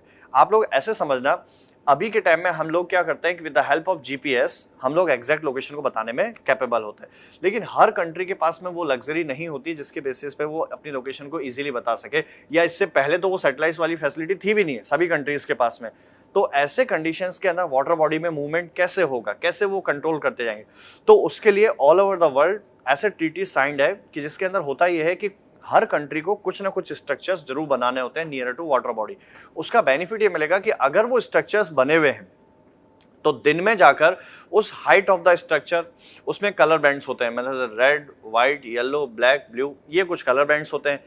उसका शेप होता है सर्कुलर होता है, हेक्सागोनल होता है, रेक्टेंगुलर होता है, ये पर्टिकुलर शेप्स है जो कि वहां पे रखे जाते हैं। तो दिन में कैप्टन ऑफ द शिप उस हाइट को, उसके कलर बैंड को मैच करता है और उसके बेसिस पे एक लिस्ट होती है जिसको बोलते हैं एडमिरल्टी लिस्ट। उस लिस्ट में ये सारे पॉइंट्स वहां पे लिखे हुए होते हैं, ठीक है। तो दिन में अपनी लोकेशन को मिल जाता है, नाइट में होता है कि अपनी लोकेशन को एग्जैक्ट प्रिडिक्ट कर पाना पॉसिबल नहीं, क्योंकि ये सब तो विजिबल नहीं होते। तो क्या करते हैं, नाइट में उसके टॉप मोस्ट सरफेस के ऊपर एक बल्ब को लाइटेड किया जाता है। बल्ब को लाइटेड करने पर उसके चारों तरफ एक सर्कुलर डिस्क है जो कि रोटेट होती हो जाती है। तो दूर से देखने पर हमें क्या लगता है कि वो ब्लिंक कर रहा है, और ब्लिंक करने के लिए अब उसमें उसका जो टाइम ड्यूरेशन का जो स्लॉट है, उस टाइम ड्यूरेशन के स्लॉट को वो जब चेक करेगा उसके बेसिस, और साथ में 10-20 किलोमीटर के डिस्टेंस पे दूसरा भी होता है ऐसे स्ट्रक्चर। तो वो ऐसे स्ट्रक्चर जो दिन में तो हमारे पास में उनके हाइट कलर बैंड के साथ चेक किया जाता है, शेप के साथ में, और रात में उसको लाइट से मेजर करते हैं, उन स्ट्रक्चर्स को बोलते हैं लाइट हाउसेस, ठीक है। ऐसा ही आइडेंटिटी जब अगर हम लोगों को वाटर डेप्थ कहीं पे कम होती है, तो ऐसे कंडीशन में क्या करता है, जो उस कंट्री का पर्टिकुलर अथॉरिटी है वो क्या करती है, कुछ ऐसे फ्लोटिंग बॉडीज हैं जिसको छोड़ देती है। उसके बेसिस पे अब जब वो बॉटम में से एक एंकर होगा, एंकर के साथ में हम लोग उसको मूरिंग अरेंजमेंट हम लोग बोलते हैं, तो वहां से एंकर कर दिया और एक चेन के साथ उसे होल्ड कर दिया जाता है। वो 3 से 4 मीटर का एक बड़ा सर्कुलर सिलेंडर टाइप का एक अरेंजमेंट होगा। उसमें भी कलर्स होते हैं, रेड, व्हाइट, येलो, यही 3 कलर्स हैं। रेड और येलो ज्यादा इनके कॉम्बिनेशंस बनाए जाते हैं, ठीक है। ये फ्लोटिंग बॉडी होंगे, इसके टॉप में एक बल्ब को लाइटेड करने के लिए छोड़ दिया जाता है। तो दिन में तो कलर बैंड के साथ देख लेते हैं, और नाइट में क्या करते हैं, with the help of solar panels वो चार्ज हो जाता है, और उसके बाद उसके फिर हम लोग ब्लिंक करता हुआ जो है वो टाइम ड्यूरेशन के बेसिस पे उसे फर्दर चेक लिया। तो उससे डेप्थ ऑफ वाटर की इंफॉर्मेशन भी कैप्टन ऑफ द शिप को होती है। इसका सबसे बड़ा एडवांटेज ये है कि डेप्थ ऑफ वाटर का होना या लैंड एरिया कहाँ है, ये दोनों स्ट्रक्चर्स ये होंगे, इस टाइप का जो अरेंजमेंट होता है वो सिर्फ इसलिए दिया जाता है ताकि नेविगेशन के टाइम पे कोई भी अगर पर्सन वाटर बॉडी में है या शिप के साथ है, तो उसे बस पता होना चाहिए कि उसकी लोकेशन पूरे वर्ल्ड में कहाँ है, क्योंकि ये सारे डिस्क्रिप्शन एक ही होगा, कभी रिपीट नहीं होते किसी के लिए भी। तो उससे अपनी वो exact location all over the world बताने में कैपेबल होता है, ठीक है। मैं यहाँ के जो दोनों पॉइंट से पहले समराइज कर देता हूँ, फिर हम लोग लिखते हैं इसको। आप इस तरह समझना है इसको कि sea waves will have some amount of the energy, if that type of the energy is continuously going to hit the on a one particular surface, then it might be possible there will be chances of the erosion, and further that the material is going to be eroded and the life of the structure or the rock is going to be reduced. So to avoid that condition, it is better that we have to provide some type of the arrangement so that the total energy which is carried by the or which is generated by the waves are going to be dispersed easily. In that condition, we have provided tetrapods or different type of the arrangement. So that arrangement is called as a breakwaters. In case of the water body, if we want to identify our exact location without the help of these satellites, there will be a special type of the arrangement, and that arrangement is called as a lighthouse or boyas. So in that condition, what is the procedure? So in a daytime, by seeing the height of the lighthouse and color bands or the shape that might be as a circular, hexagonal, square, rectangular. So by seeing, by visualizing or by checking all these parameters, it can be verified that in a daytime what is the exact location of the ship in a world, and at the same time in a night all these parameters are never going to be visible. So what we have provided is on the topmost surface there is a bulb and that is lighted. On that basis, if there is a circular disc and that is going to be rotated on that surrounded that particular bulb. So if we check that arrangement from the some distance, then we are going to check we are going to see that the total arrangement is going to blink in this manner. So we can say that, see, that type of the arrangement is going to generate the accuracy of this position in daytime and night time. So that arrangement is called as a lighthouse, and the same type of the arrangement is provided whenever the depth of the water is less. So that arrangement is called as a buoys, and all these are clubbed together are called as a navigational aids.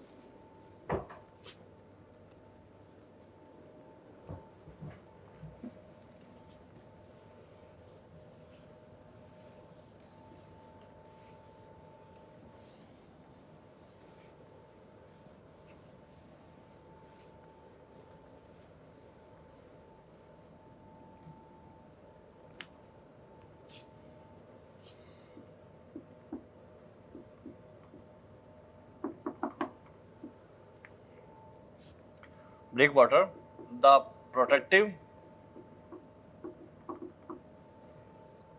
barrier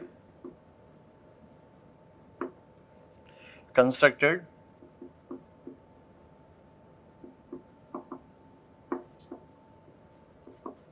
near the coastal line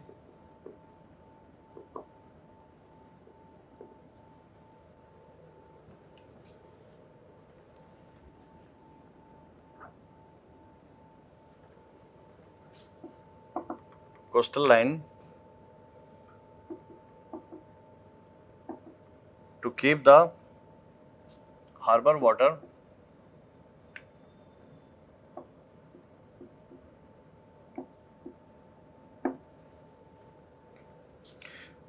undisturbed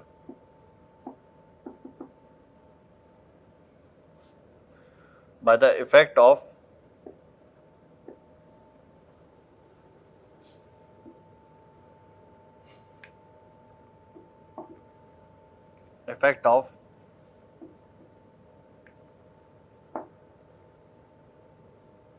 heavy and strong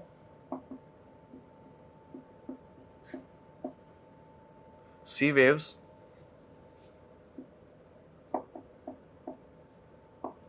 are known as breakwaters.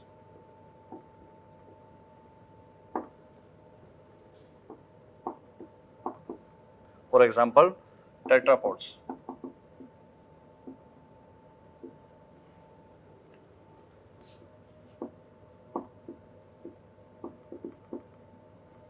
Navigational aid.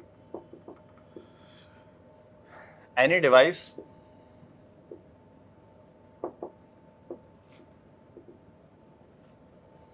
which is used to help travelers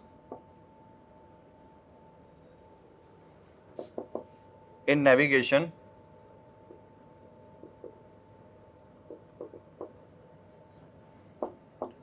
for example lighthouses, buoys, etc. Breakwaters, the protective barrier constructed near the coastal line to keep the harbor's waters undisturbed by the effect of heavy and strong sea waves are known as a breakwaters. ठीक है, यह हमारे पास में harbours के भी होगा, harbours के भी एरिया पे दिया जाता है, नहीं तो कोस्ट जो कोई भी कंस्ट्रक्शन जब किया जाता है उसके नज़दीक भी हम लोग प्रोवाइड करते हैं टेट्रापोड्स के लिए. टेट्रापोड्स एक सिंपल अरेंजमेंट है जिसे दिया जाता है. ठीक है, navigational aid, any device which is use to help travellers in navigation. ठीक है, ये हो गया light houses, बुयाज etcetera.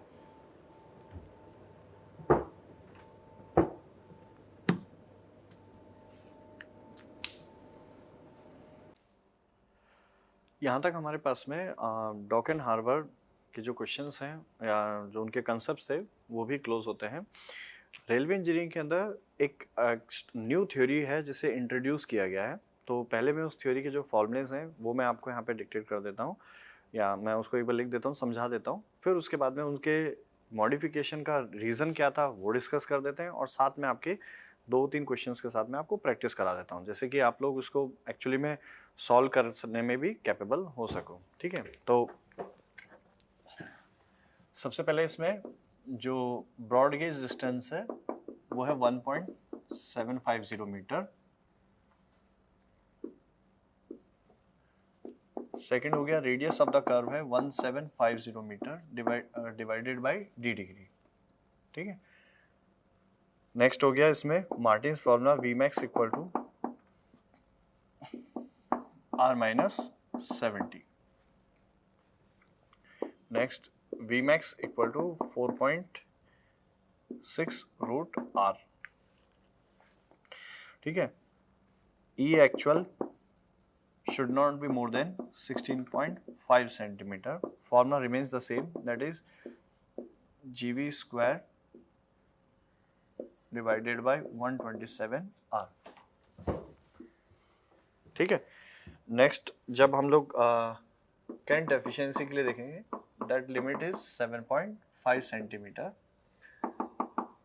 E theoretical equal to E actual plus Kent efficiency. Next is E theoretical equal to GV square maximum divided by 127 R. V maximum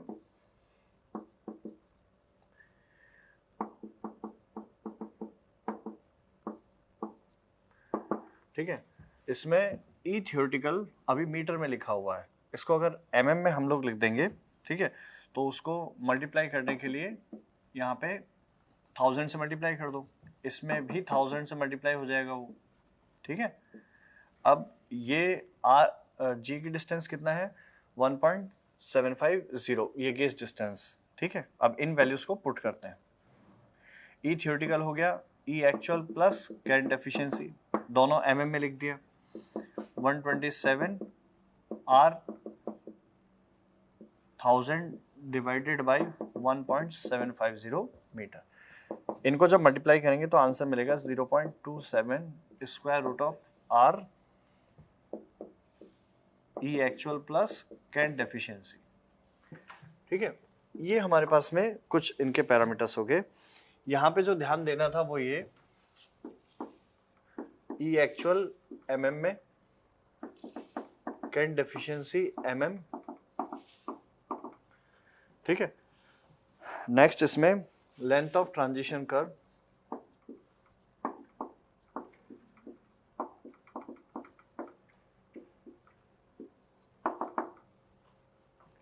transition curve के लिए लिखेंगे तो L equal टू 0.72E 8E into V maximum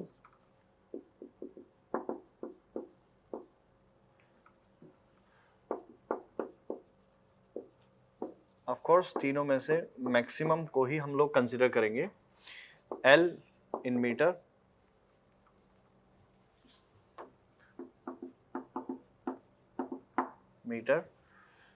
E हो गया actual current in mm, ठीक है। CD current efficiency again in mm, V max in kilometre per our. ये कुछ मॉडिफिकेशन के साथ में नए फॉर्मूले हैं जो इस तरह से इंट्रोड्यूस किए गए। अब यहां से इनको देखते हुए चलना। सबसे पहले हमारे पास में ब्रॉड गेज 1.750, अभी का जो करंट है वो है 1.676 मीटर, उसकी जगह लिखा गया 1.750। आर की बात करते हैं तो 1750 divided by D degree, V max 4.4, ये था हमारे पास 1720 divided by D degree, 4.35 root R minus 67, 4.58 root R, ठीक है। ये इनमें कुछ मॉडिफिकेशन हमें दिखाई दे रहा है। ई एक्चुअल 16.5 है, यहाँ तक कोई चेंज नहीं, करंट एफिशिएंसी 7.5, ठीक है। ये तो फॉर्मूले में बस इनको mm में कन्वर्ट किया है और उसके बाद में एज इट इज फॉर्मूला हमें मिला है, तो कोई मॉडिफिकेशन नहीं है, ये हम लोगों ने बस इसको लिखने का जो तरीका है वो चेंज किया, अदरवाइज मॉडिफिकेशन कहीं नहीं है हमारे पास में, ठीक है। इसके बाद में जब यहाँ देखते हैं ई एक्चुअल और करंट एफिशिएंसी, वो दोनों ही किस में दे रखे हैं mm में, इसलिए थोड़ा सा मॉडिफिकेशन या जो फॉर्मूला है हमको इस तरह से बनता हुआ दिखाई दिया। Length of transition curve values कुछ यहाँ है, ठीक है। अब ये जो पैरामीटर्स हैं उनमें चेंज क्या है, कैसे हम लोग इसको समझते हैं, क्वेश्चन तो सॉल्व करना ही है, लेकिन उससे पहले आप पहले एक बार इसको समझ जाओ ये खेल है क्या, किस तरीके से इसको बनाया गया है, ठीक है। आप उस कंसेप्ट को रिकॉल याद कीजिए जो मैंने उस टाइम आपको ऑब्जेक्टिव के क्वेश्चन के टाइम में आपको डिस्कस किया था, जिसमें हम लोगों ने इक्विलिब्रियम और एक्चुअल करंट के डिस्कशन को पढ़ा था, ठीक है। मैं एक बार फिर उसको रिकॉल करवा देता हूँ क्योंकि वहीं से रिलेट होता है ये आपके लिए।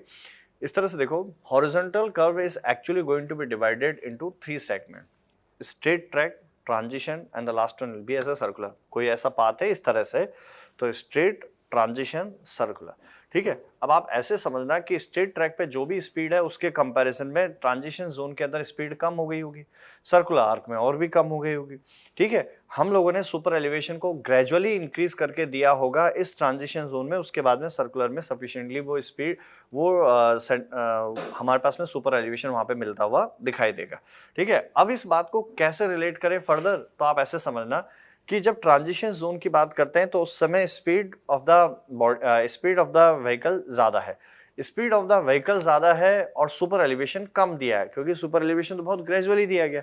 अगर सुपर एलिवेशन कम है, स्पीड ज्यादा है, तो ऐसे कंडीशन में सीजी ऑफ द सिस्टम के ऊपर जो फोर्स कंट्रोल करेगा वो हो गया सेंट्रीफ्यूगल फोर्स, क्योंकि सेंट्रीपिटल फोर्स सफिशिएंट अमाउंट से अभी तक जनरेट हुआ ही नहीं है, और अगर सफिशिएंट अमाउंट से सेंट्रीपिटल नहीं है, सेंट्रीफ्यूगल फोर्स की वैल्यू ज्यादा है, तो उस केस में पूरा CG of the system shift करने की कोशिश करेगा किधर, आउटवर्ड डायरेक्शन में। और आउटर डायरेक्शन में होगा तो थोड़ा सा टिल्टिंग इफेक्ट तो आएगा, क्यों, स्पीड ज्यादा है। तो ऐसे कंडीशन में जो सुपर एलिवेशन है, जो सुपर एलिवेशन की जो रिक्वायरमेंट है वो है ई थियोरेटिकल, स्पीड ज्यादा है और हमने ई एक्चुअल दिया हुआ है, तो दोनों के बीच का जो गैप हो गया वो हो गया हमारे पास में कैंट एफिशिएंसी। ये हमारे पास में प्रोसीजर। इसमें आप ऐसे समझो कि अगर बॉडी आउटर डायरेक्शन में शिफ्ट हो चुका है, ठीक है, तो उसमें होगा क्या, ये तो और लाइन ये भी ऐड होती है कि wheels free to move in a lateral direction, तो उसके चलते होगा क्या कि एक बार जितना शिफ्ट होना है अगर उससे ज्यादा शिफ्ट हुआ, जो कि पॉसिबिलिटी बहुत ज्यादा है, तो शिफ्ट होने के बाद में क्या, जब वो आउटर डायरेक्शन में जाएगा तो उसी केस में उसके डायमीटर दोनों जितनी रिक्वायरमेंट है उससे ज्यादा शिफ्ट हो चुकी है, और अगर डायमीटर ज्यादा होगी, इधर डायमीटर कम है, इस तरह का कर्व है, तो उस केस में प्रॉब्लम क्या है कि जितनी डिस्टेंस ट्रेवल करना चाहिए उसके कंपैरिजन में वो अलग अलग डिस्टेंस ट्रेवल करेगा। तो ऐसे कंडीशन में अब वहां पे वो जो एक्सेल है या दोनों व्हील्स है वो मूवमेंट को रोकने की कोशिश करेंगे, उनके ऊपर थ्रस्ट लगेगा और वो वापस से जिगजैग आएंगे। ये जिगजैग मूवमेंट उस ट्रांजिशन जोन में स्टार्ट हो चुका। ऐसा नहीं है कि बहुत ज्यादा होगा, ये कुछ जो व्हील्स है उनका मूवमेंट ऐसा होता हुआ हमें दिखाई देगा। इस मूवमेंट के चलते जो रेल के सरफेसेस हैं, होना तो ये चाहिए था कि सिर्फ आउटर साइड का कुछ पोर्शन डैमेज होना चाहिए, लेकिन अब इसके जिगजैग के चलते आउटर और इनर दोनों के surfaces as compare to normal condition ज्यादा डैमेज हो चुके होंगे, क्योंकि जो एक व्हील ने फॉलो किया जरूरी थोड़ी ना दूसरा वाला जो व्हील आएगा वो भी सेम फॉलो करेगा। तो उसके इस प्रॉब्लम के चलते अब प्रॉब्लम ये हो गया कि जो सरफेस है जो डैमेज होंगी अब वो डैमेज ज्यादा होते हुए दिखाई दे।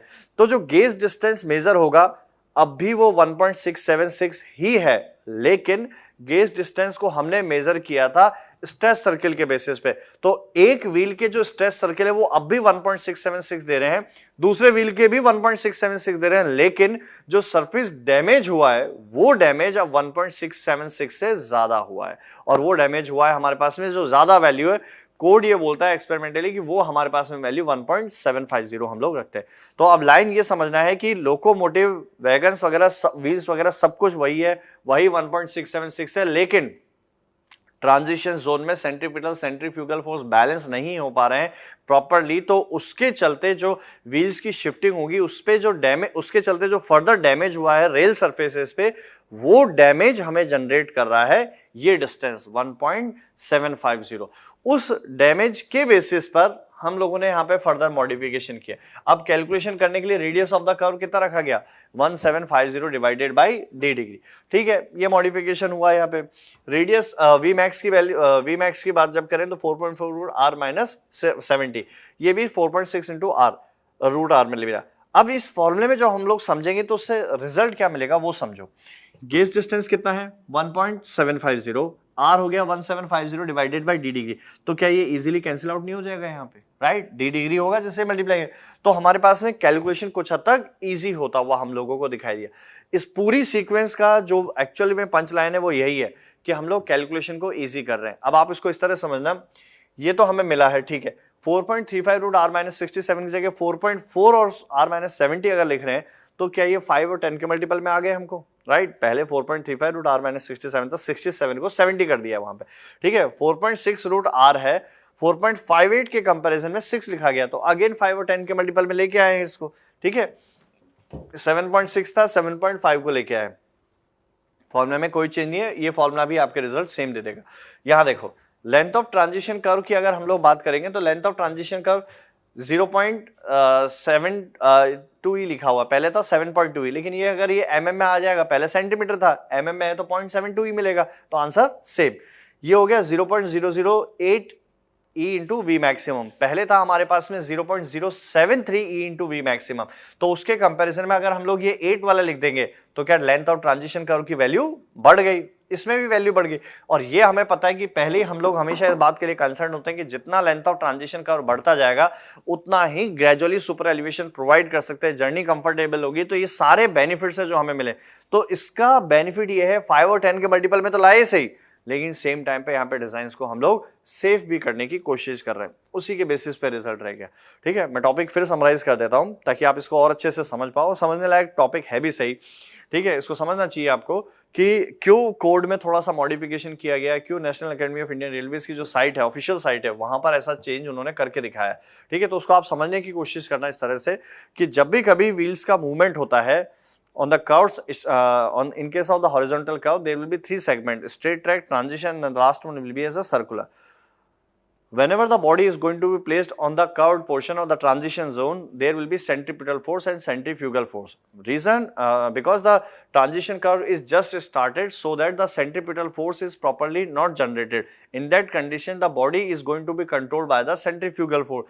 Hence, it might be possible the total body may shifted in a outer direction with some amount of the magnitude, and in that condition the some amount of the super elevation will be provided with the help of Kent efficiency, which is not available in real life, but at the same time theoretically it is required, and in that condition there will be some amount of the discomfort on the transition zone. Again, there may be a one condition. At that time, it might be possible that the diameter of the wheels, which is required to be traveled by the wheel segment on the rail surface on a transition zone, it might be possible the wheels may be shifted little bit further. So what will be the consequences of that? Diameter of the wheels is going to be changed on both the rail surfaces, and later on the distance traveled by the wheels will not be the same which is required to be traveled by the wheel segment, and in that condition definitely at that time it might be possible the wheels will try to prevent the movement of the train. So it is not going to happen. So what will be the effect of that? Due to the higher momentum of the locomotive and wagons, these particular axle or wheels is going to get the thrust, and in that condition the zigzag movement of the wheel segment is going to be occur on the rail surfaces. So hence the surfaces are going to be damaged much more as compared to the previous cases, or the circular section or the straight track. As compared to those segments, the surfaces are going to be damaged more.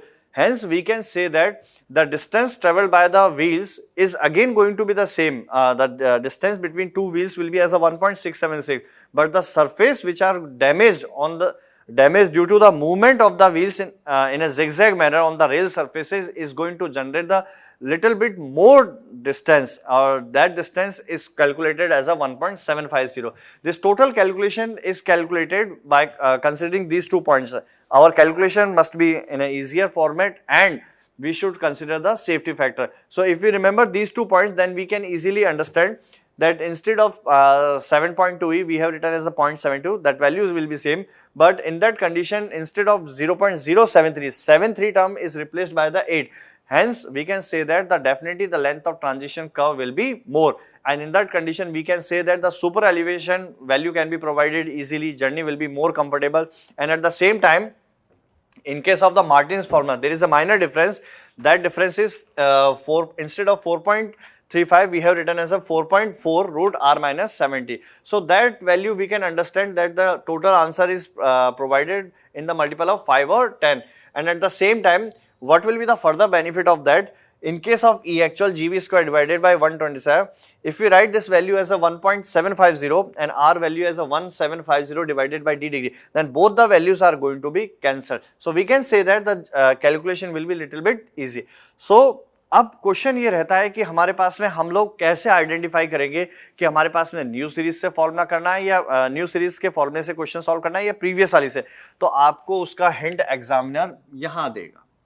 अगर उन्होंने question के अंदर broad gauge distance given as a 1.750 तो ही हम लोग इस series को use करेंगे, अदरवाइज हमारे पास में 1.676 अगर दे रखा है तो ये एक्सपेक्टेड है कि जो पहले की जो सीरीज थी उसी के साथ हम लोग क्वेश्चन को सॉल्व करेंगे।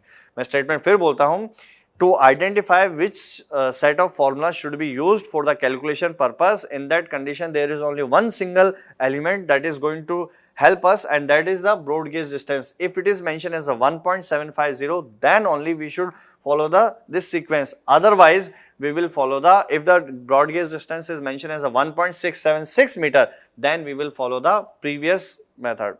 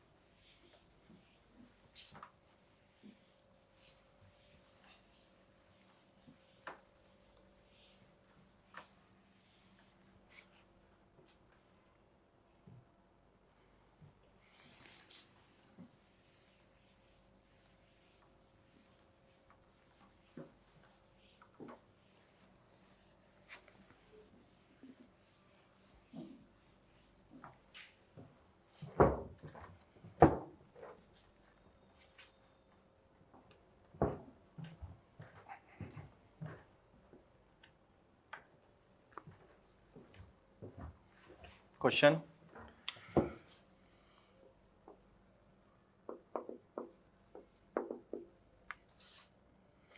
What would be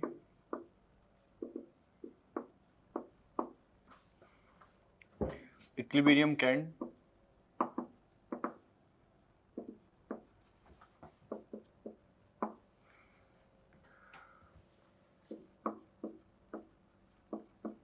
on a curved broad gauge track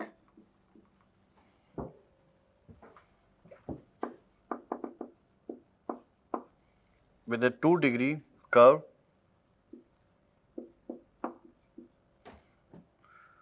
for an average speed of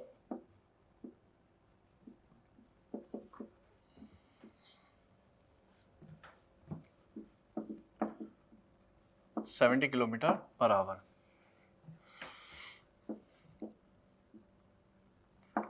Calculate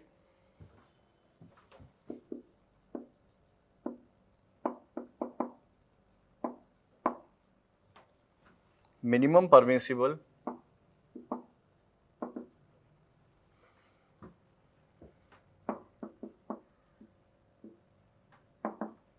after allowing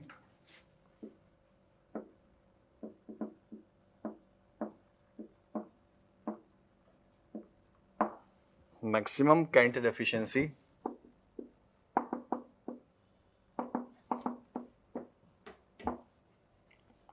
of 2 centimeter.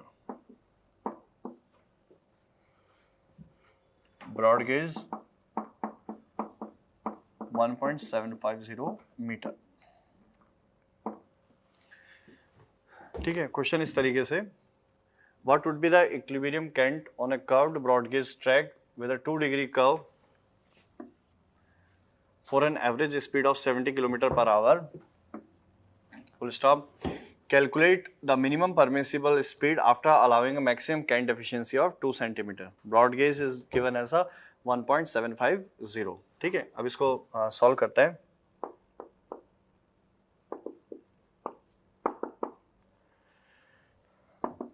E actual equal to GV square divided by 127 1750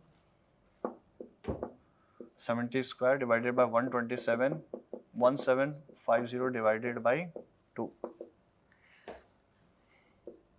7.7 centimeter. ठीक है, next is E theoretical equal to E actual plus Kent efficiency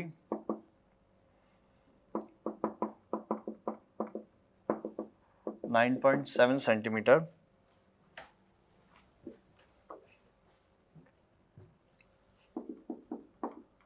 E theoretical equal to GV square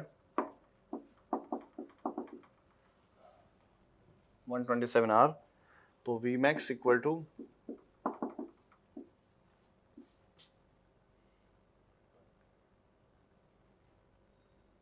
0.097.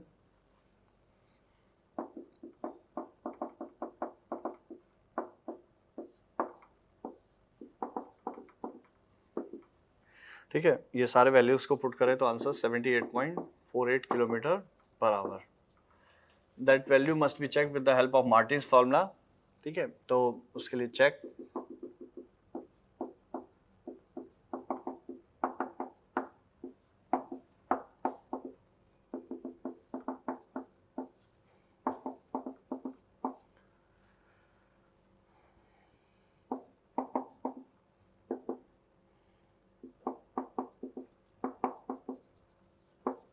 ठीक है, तो इन दोनों में से जो minimum, that will be the answer 78.48 km/h. ठीक है, तो आपको जो यूज़ करना है, मैं बस उसको एक बार एक हिंट दे देता हूँ कि इस टाइप के जब क्वेश्चंस आते हैं तो उन्हें हम लोग अप्रोच किस तरह से करेंगे. ये इसका मेथड हो गया.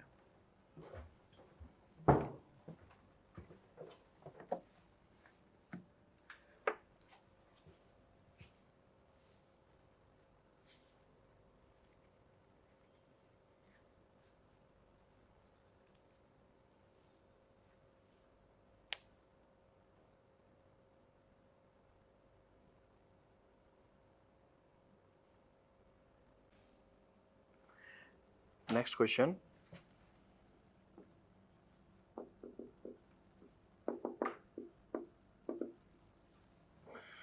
using the following details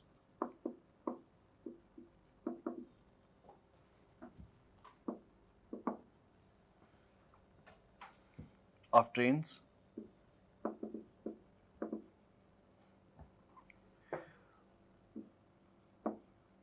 running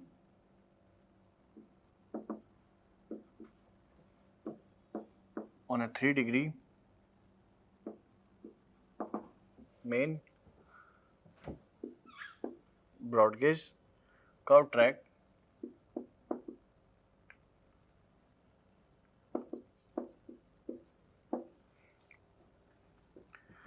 determine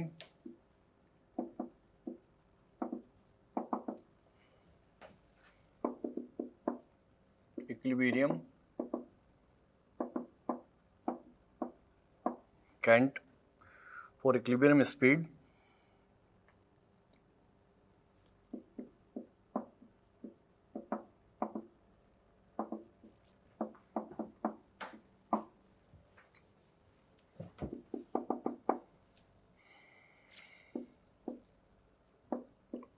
length of transition curve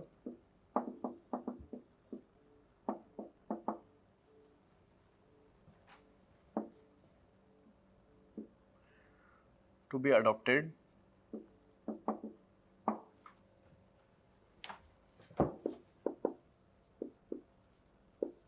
assume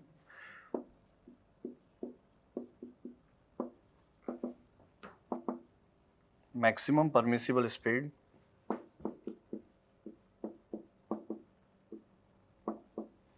on the curve as 80 km per hour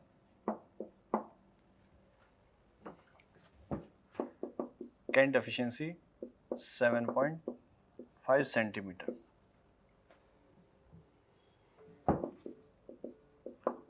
Broad gauge 1.750 meter. Number of trains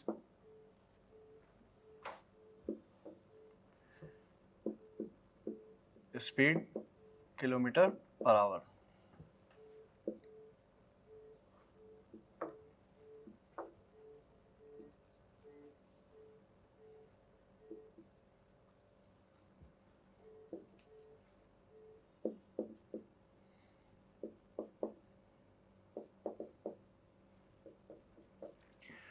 ठीक है, ये पैरामीटर्स हैं जो आपको क्वेश्चन में मेंशन किए हुए हैं. Using the following details of trains running on a 3-degree main broad gauge curve track determine the equilibrium Kent. E actual is to be calculated. GV square divided by 127 R. Length of transition curve. Maximum permissible speed on the curve is as 80 km per hour. ठीक है, Kent efficiency 7.5 centimetre, broad gauge 1.750 metre. Number of trains आपको given है. ठीक है, अब इस question को जब हम लोग प्रोसीड करें तो उसमें क्या क्या पैरामीटर्स होंगे उन्हें चेक करते हैं. क्वेश्चन जो पैरामीटर्स हैं उनके बेसिस पर अब हम लोगों को इसमें सबसे पहले जो कैलकुलेट करना है वो हो गया इक्विलिब्रियम Kent. ठीक है, तो इक्विलिब्रियम Kent के लिए जो फॉर्मूला होगा, आपको ट्रेन्स की स्पीड और नंबर ऑफ ट्रेन्स गिवन है, तो दोनों में से हम लोग पहले इक्विलिब्रियम Kent जो है उसे कैलकुलेट करते हैं. फर्स्ट हो गया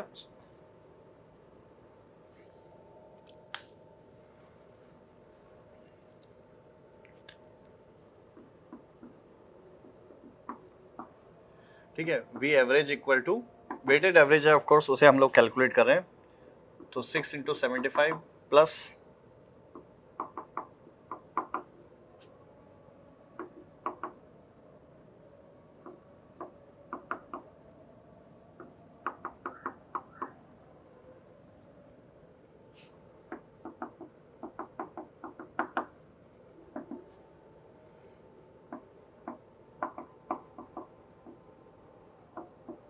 ठीक है 55.67 किलोमीटर पर आवर. ठीक है, अब इसी के करस्पॉन्डिंग हम लोग ई एक्चुअल कैलकुलेट करें तो GV square divided by 127 R. Gauge distance हो गया 1.750. ठीक है, average speed 1750 divided by degree of the curve 3, जो इसमें गिवन है क्वेश्चन में, उससे हम लोगों ने कैलकुलेट किया 7.32 सेंटीमीटर ई एक्चुअल, ठीक है, which should not be more than 16.5, hence it will be accepted as it is. Next is E theoretical equal to E actual plus Kent efficiency, 7.32 plus Kent efficiency 7.5, 14.82 centimetre, ठीक है. Next is E theoretical equal to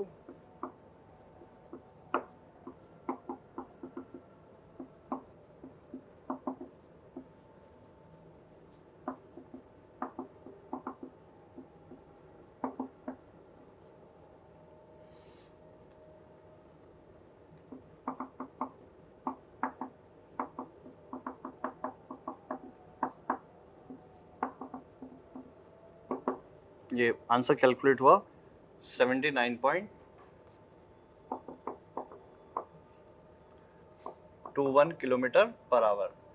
इसी को हम लोग check apply करते हैं Martins formula से.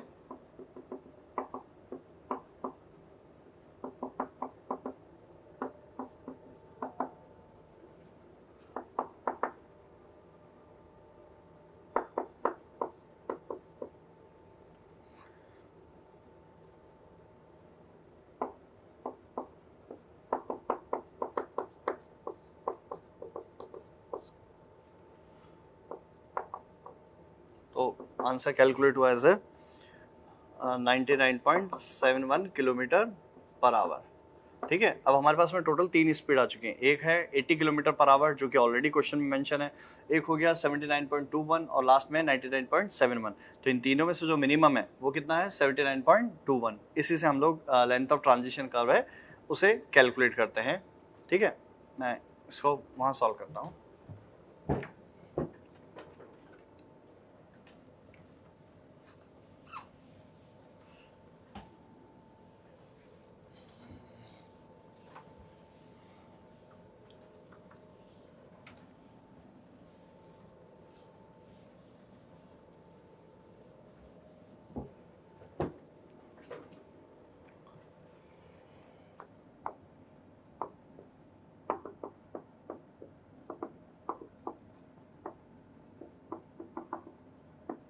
Length of transition curve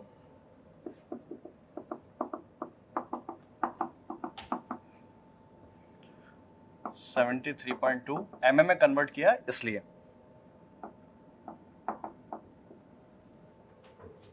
next is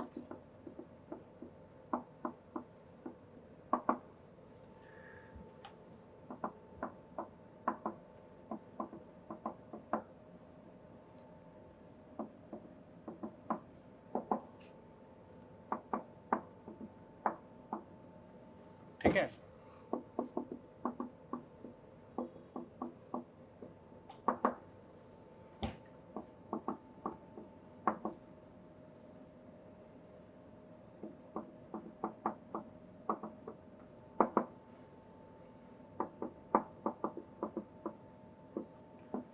ये 3 अलग अलग लेंथ है जो हमें लेंथ ऑफ ट्रांजिशन कर्व में कैलकुलेट हुआ है. तो provide out of these three we have to select as a maximum, that is 52.70. तो let's say provide 53 मीटर. आप 55 भी दे सकते हो, इशू नहीं है, लेकिन इससे ये ज़्यादा ही होना चाहिए, ठीक है. तो अब यहाँ तक का जो रिजल्ट है, ये क्वेश्चन का सोल्यूशन में एक बार फिर वापस से समराइज कर देता हूँ. In the question number of trains and different speeds are already mentioned, hence with the help of weighted average formula we can calculate the value of V average. Then after, with the help of this super elevation formula, that is E actual equal to GB square divided by 127, we can calculate the value of E actual. That value should not be more than 16.5 centimeter, hence it will be accepted as it is. E theoretical equal to E actual plus Kent efficiency, for value comes out as a 14.82 centimeter. Now is if you want to calculate the value of V maximum using this super elevation formula, after putting all these values, the answer will be 79.21. Finally, we have applied a check of Martin's formula, that is V max equal to 4.4 root R minus 70. उसके चलते answer मिला 99.71 kilometre per our. Out of these three the minimum value must be calculated. Minimum permissible speed or maximum speed is mentioned as a 80 km per hour. That means we cannot go more than the 80 km per hour that is already mentioned in the question. लेकिन अब उसके जब question को हम लोग जब check करेंगे तो उसमें ये वाला एक कंस्ट्रेंट हमें देता है. Recall that statement, whenever the body is placed on the curved portion, centripetal centrifugal forces are going to balance, and at the same time, if the super elevation value requirement will be the E theoretical more than the E theoretical, then it might be possible there will be chances of the overturning. Now the condition is, as per the super elevation formula, the maximum permissible value for the super elevation is 14.82 centimeter and speed is 79.21, and if we have selected a 80 km per hour speed, then definitely what will be the consequences of that? E actually is going to be as a fixed value, and at the same time the Kant efficiency requirement will be higher than the 7.5 centimeter, and in that condition definitely if the sufficient amount of the super elevation is not available, then it might be possible there will be chances of the overturning. So to avoid that condition, definitely out of 80 and 79.21 we have to select as a 79.21 for the calculation purpose. ठीक है, इसके बाद में next part of the question is to calculate the value of length of transition curve. By applying these formulas we can calculate.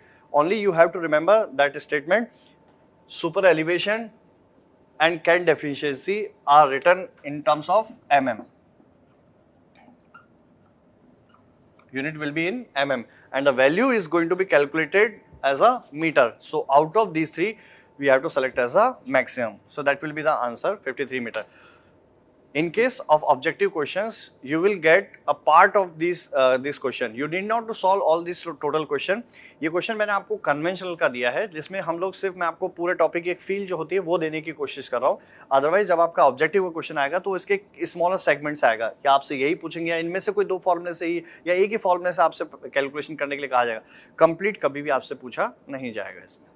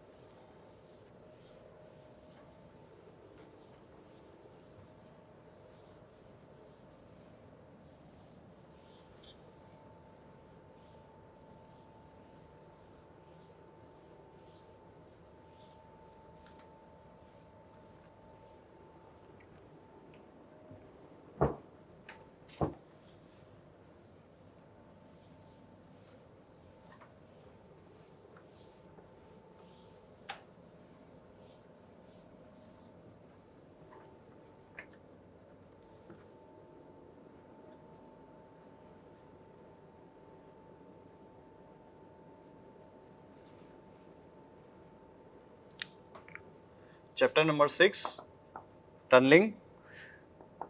Answers.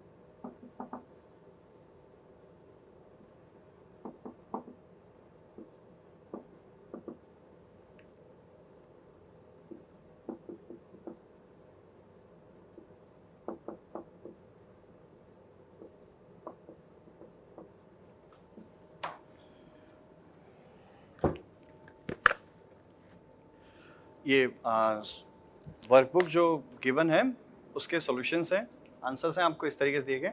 इनको आप थोड़ा सा appropriately apply कीजिएगा। थियोरिटिकल क्वेश्चंस हैं वो आपको इसमें मिलते हो जाएंगे। इसमें एक कुछ लाइंस में और आपसे कहना चाहता हूँ। आपके थियोरिटिकल पार्ट के अंदर ये जो लास्ट के जो 2 या 3 चैप्टर जो रह जाते हैं, जो जैसे एयरपोर्ट का हो गया, कुछ पोर्शन हमारे पास में टनलिंग का है, कुछ डॉक एंड हार्बर का है, तो कुछ पोर्शन इसमें थ्योरी वाइज है। ये वो सिर्फ एक ही बार आपसे पूछे गए, उससे ज़्यादा उनके आपको इंपॉर्टेंस है नहीं क्वेश्चंस के अंदर। तो इनकी मैंने एक PDF बना रखी है और कुछ मेरे को कुछ थोड़ा सा ऐड करना होगा। तो वो PDF या PPT मैं आपको इन्हीं के साथ में जब जो PDF वाला सेक्शन होता है मैं उसमें आपको अपलोड कर दूंगा, जो आपके पास में इजीली अवेलेबल होगा। तो आप वहाँ से भी उनको रीड आउट भी कर सकते हो। वो सिर्फ वन टाइम ही पूछे गए हैं, या फिर उनके लिए जो आपके पास में थोड़ी बहुत इन्फॉर्मेशन होनी चाहिए जो मुझे लगता है, मैं आपको वो भी उसमें दे दूंगा। तो ये आपके पास में रहेगा, ठीक है। और आपके पास वर्कबुक है, वर्कबुक को सॉल्व कीजिएगा, इतना हमारे पास में है। इसमें मैं एक एडवाइस बस आपको देने की कोशिश कर रहा हूँ, वो ये सब्जेक्ट जैसे हमारे पास मैंने आपको टोटल 4 टॉपिक है जो कवर करने की कोशिश करी है। Railway engineering, airport design, tunnelling और लास्ट में हो गया डॉक एंड हार्बर। लास्ट के जो दोनों हैं हमारे पास में, जिसमें डॉक एंड हार्बर और टनलिंग की बात की गई है, ये थोड़ा थियोरिटिकल है पूरा का पूरा। इसमें मैंने आपको थियोरिटिकल कंसेप्ट जो पूछे जाते हैं वो देने की कोशिश की है। इनके क्वेश्चंस की प्रोबेबिलिटी जो है वो थोड़ी सी कम होती है। रेलवे इंजीनियरिंग के अंदर आपके जो क्वेश्चंस होते हैं जो पूछे जाते हैं, इनके क्वेश्चंस के अंदर इन चारों को जब क्लब कर दिया जाता है तो इनके क्वेश्चंस बहुत सिंपल लेवल पे होते हैं।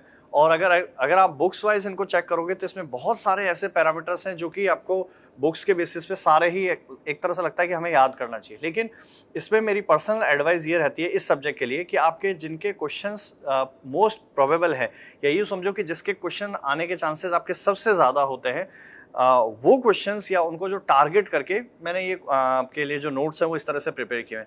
लास्ट 8 इयर्स का एक्सपीरियंस मेरा यही है कि आपको जो सब्जेक्ट के अंदर जो क्वेश्चंस मिलते हैं वो अपने ही क्लास नोट से हैं। कुछ बच्चों के मेल्स आते हैं, मैसेज आते हैं मेरे पास में, वो यही पूछते हैं सर हमें कुछ और बुक्स वगैरह पढ़ने की ज़रूरत है या कहीं और भी बुकलेट वगैरह पढ़ने की ज़रूरत है। तो उसमें मैं आपको यही एडवाइस करूंगा कि अपने सिलेबस के अंदर जो प्रोबेबिलिटी है, जैसे लास्ट ईयर इसके 7 क्वेश्चन पूछे गए थे, ठीक है, अब 7 क्वेश्चन 8 क्वेश्चन इस तरह के जो क्वेश्चन है ऑब्जेक्टिव के अंदर ES में जब आते हैं तो उनमें से अपनी ही क्लास नोट से उनमें से 6 क्वेश्चन, एक क्वेश्चन का हर साल ऐसा होता है जिसका थोड़ा सा डाउट रहता है, एक क्वेश्चन आता ही ऐसा है जिसका हम लोग नहीं देते श्योरिटी। लेकिन इसके अलावा 6 क्वेश्चन या जैसे 7 है तो 6, 8 है तो 7, 5 है तो 4, इनमें से श्योरिटी इस तरह की होती है कि उनमें सिर्फ स्टूडेंट को टिक करने होते हैं। सिमिलर क्वेश्चंस क्लास में सॉल्व हो जाते हैं, क्लास में डिस्कस होते हैं, और ये लास्ट 8 ईयर का एक्सपीरियंस है जिसके बेसिस पर आपको मिलता है। तो ये टॉपिक ऐसा होता है कि जिसमें सिर्फ आप क्लास के साथ ही आप गो थ्रू होते हो, क्लास के जितने नोट्स हैं उन्हीं को आप प्रिपेयर कीजिए, that will be more than sufficient. अगर उससे ज़्यादा पढ़ते हो, पढ़ने में अच्छा है, नॉलेज के लिए बहुत अच्छा है, लेकिन एग्जाम पॉइंट ऑफ व्यू से वो वेस्ट हो जाएगा आपका टाइम।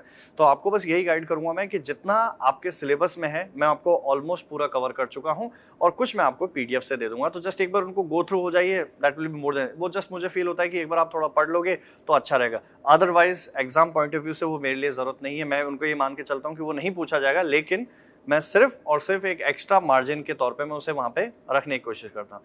एक चीज़ और है, स्टूडेंट बहुत हद तक एक्सपेक्ट करते हैं, रिक्वेस्ट भी करते हैं कि सर रिवीजन होना चाहिए। जब हम लोगों की रेगुलर क्लासेस होती थी तो क्लासरूम के अंदर मैं पूरा का पूरा एकदम प्रॉपर रिवीजन देता था, और स्टूडेंट्स के माइंड में बहुत ज़्यादा हो भी जाता था, अच्छे से प्रिपेयर होते थे। अभी मैं आपको एक 10 से 15 मिनट का पूरा एक शॉर्ट रिवीजन है जो दे देता हूँ। ये वीडियो आपके पास में रहेगा कुछ टाइम तक, मुझे एग्जैक्टली नंबर ऑफ डेज तो मुझे नहीं पता है कितने टाइम तक रहेगा, लेकिन आप इसका लास्ट सेगमेंट है ये, तो ये 10 से 15 मिनट का जो टाइम है इसको आप बार बार रिपीट करके देखते चलना, तो उससे आपको ये सब्जेक्ट एकदम टिप पे हो चुका होगा, ठीक है। तो मेरा यही एम है, मैं इसमें ये पूरा ज़्यादा बिगर सब्जेक्ट है नहीं, इसके चलते मैं आपको एक ही साथ इसका दे देता हूँ।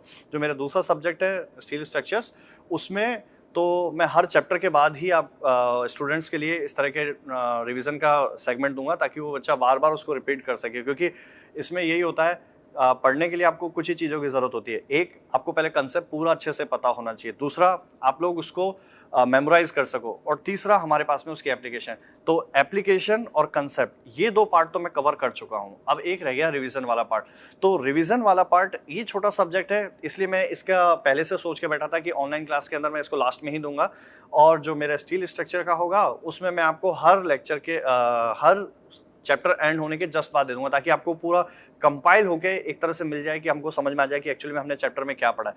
और ये इस चैप्टर के लिए यही है कि जो 10 से 15 मिनट का जो टाइम है लास्ट वाला, इसको बार बार आप लोग देख लीजिएगा, ठीक है, ताकि आप लोग उस सब्जेक्ट को मेमोराइज कर सको और 5 से 7 मिनट के अंदर आप खुद में कैपेबल हो सको। जैसे मेरे हमेशा स्टूडेंट्स करते हैं कि वो 5 से 7 मिनट के अंदर ही उसको पूरा सब्जेक्ट को प्रिपेयर हो जाता है, ठीक है। तो मैं आपके लोगों के लिए पूरी तरह से एक बार जो कंसेप्ट है या जितने भी जो हम लोगों ने पढ़े हैं, मैं सबको रिपीट करवा देता हूँ वर्ड बाय वर्ड, और हो सके तो आप लोग क्योंकि हम लोग सुन नहीं सकते, लेकिन अब आप लोग साथ में उसको जवाब देने की भी कोशिश करना, ठीक है। मैं वर्ड बाय वर्ड करता हूँ।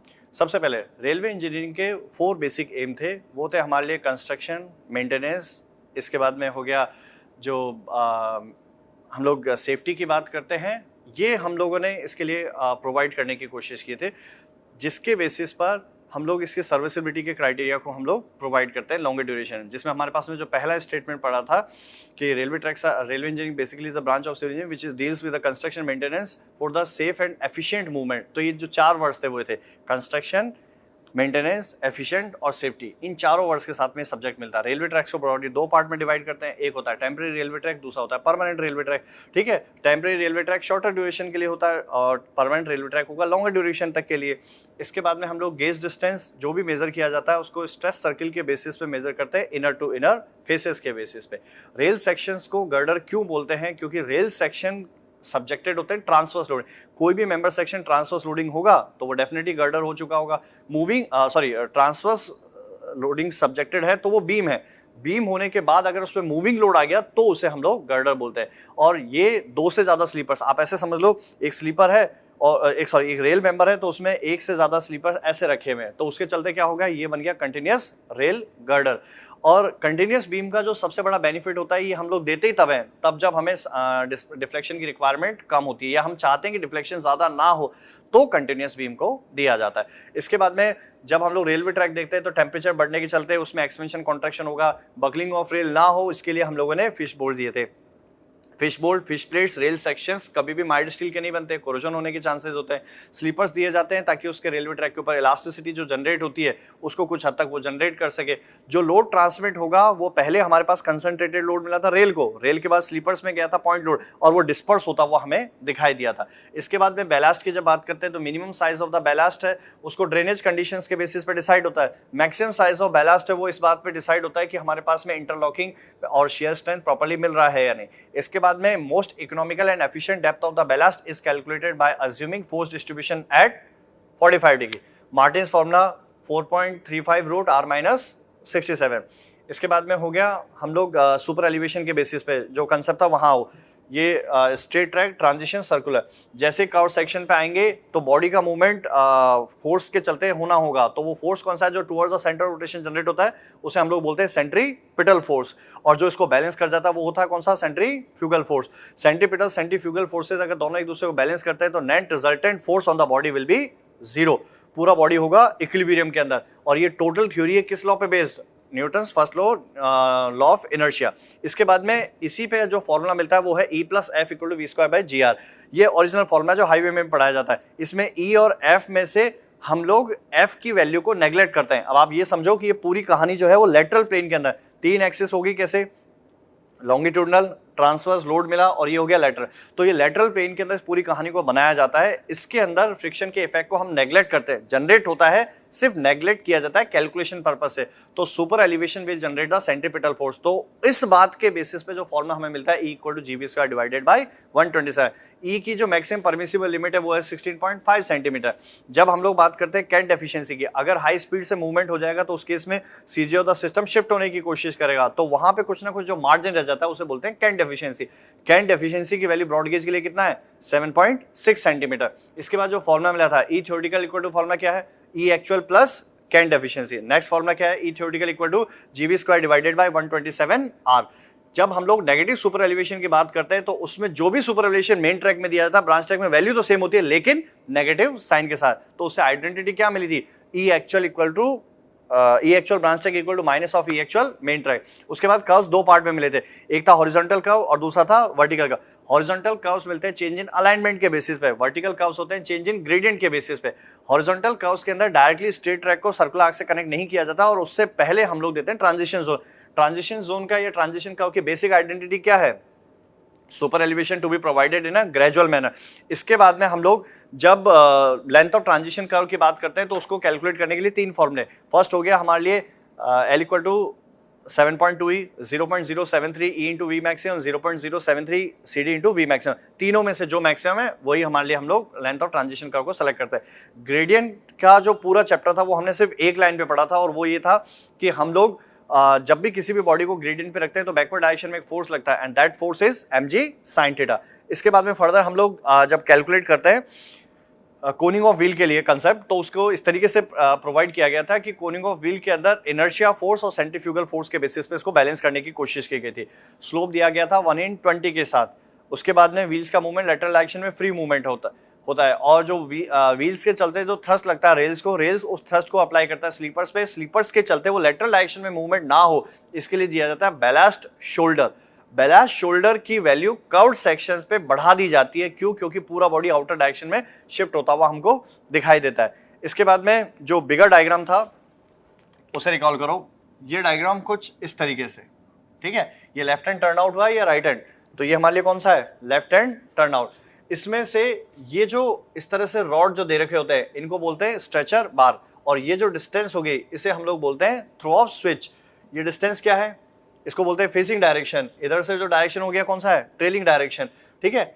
इसके बाद ये जो सेगमेंट हुआ इसे क्या बोलेंगे? Points off switch. दो रेल्स क्रॉस करके क्रॉसिंग पे एंगल बन गया क्रॉसिंग एंगल, ठीक है। यहाँ पर हमारे पास में जो डिस्टेंस है उसे बोलेंगे हील डाइवर्जेंस। जब फेसिंग से ट्रेलिंग पे आ रहे हैं, ठीक है, तो उस केस के अंदर चेक रेल की जरूरत है। जब ट्रेलिंग से फेसिंग पे आएंगे तो उस केस के अंदर एक साइड तो हमें विंग रेल की जरूरत है और दूसरी साइड क्या है? Check rail. सिमिलरली यहाँ पर विंग रेल हो गया और ये हो गया चेक रेल। वो इस तरीके से हम लोग इसको प्रोवाइड करते हैं। इन दोनों रेल को हम लोग क्या बोले? ये हो गया टंग रेल, इसको क्या बोलेंगे? स्टॉक रेल, ठीक है। इसके बाद हम लोगों ने कर्व्ड लीड रेल। CL का जो फॉर्मूला है वो क्या है? 2GN। R0 equal to formula क्या है? 1.5G plus 2G N²। R1 कितना है? R0 minus G/2। SL equal to कितना है? स्क्वायर रूट ऑफ 2R0D, ठीक है। L इक्वल टू क्या मिलेगा? L minus SL। ये हमारे पास में CL माइनस SL, ये हमें कुछ फॉर्मूलेस हैं जो यहाँ तक मिलते हैं। इसके बाद में क्रॉसओवर डिफाइन हुआ था। क्रॉसओवर जो डिफाइन हुआ है उसमें आप लोगों को दो था, एक तो था कर्व्ड इंटरमीडिएट पोर्शन और एक था straight intermediate portion. Straight intermediate portion की कैलकुलेशन वाला जो टॉपिक था वो हम लोगों ने DE के साथ कैलकुलेशन करने की कोशिश की थी। और जब हम लोग बात करते हैं कर्व्ड इंटरमीडिएट पोर्शन की तो वो हम लोगों ने बिगर ट्रायंगल के साथ उसको रिलेट करने की कोशिश की थी। ये आप कॉपी में देखोगे सारी चीजें मिलेंगी। उसके बाद था हमारे पास में जब डायमंड क्रॉसिंग की बात करते हैं तो डायमंड क्रॉसिंग के अंदर रोम्बस की प्रॉपर्टीज के साथ हमने पूरे टॉपिक को डिराइव किया था। फर्दर था ट्रैक्शन एंड ट्रैक्टिव एफर्ट, जो 4th चैप्टर था हमारे पास में। इसमें हॉलिंग कैपेसिटी का फॉर्मूला है μWN। जब हमने वो रेजिस्टेंसेस के साथ में देखा था जो फॉर्मूला मिला था RT1 plus RT2 plus RT3 RG RC plus RG plus RC equal to hauling capacity और tractive effort whichever the minimum. तो जो RT1 RT2 RT3 ये हमेशा कंसिडर करने हैं। RG और RC तो एज पर द क्वेश्चंस ही हम लोग उसको सेलेक्ट करते हुए चलेंगे। इसके बाद हम लोगों ने एयरपोर्ट पढ़ा था। एयरपोर्ट के अंदर हम लोग दो ऑर्गेनाइजेशन है, ICAO और दूसरा हो गया FAA। ICAO के रूल्स है जो हम लोग कंसीडर करते हैं। जब एलिवेशन का करेक्शन मिला था, एलिवेशन था 7% पर 300 मीटर। जब स्टैंडर्ड टेम्परेचर की बात करते हैं उसमें जो मॉडिफिकेशन हुआ था standard temperature minus 0.0065 into change in elevation above mean sea level. Local body temperature हो गया एयरपोर्ट रेफरेंस टेम्परेचर, फॉर्मूला है TA plus TA minus TA divided by 3। इसके बाद हमने 1% फॉर एवरी 1 डिग्री सेल्सियस के बेसिस पे रनवे लेंथ को increase किया गया था। इसमें एक परसेंटेज का चेक लगा था जिससे डिजाइन इकोनॉमिकल हुई थी। वो परसेंटेज क्या थी? 35%।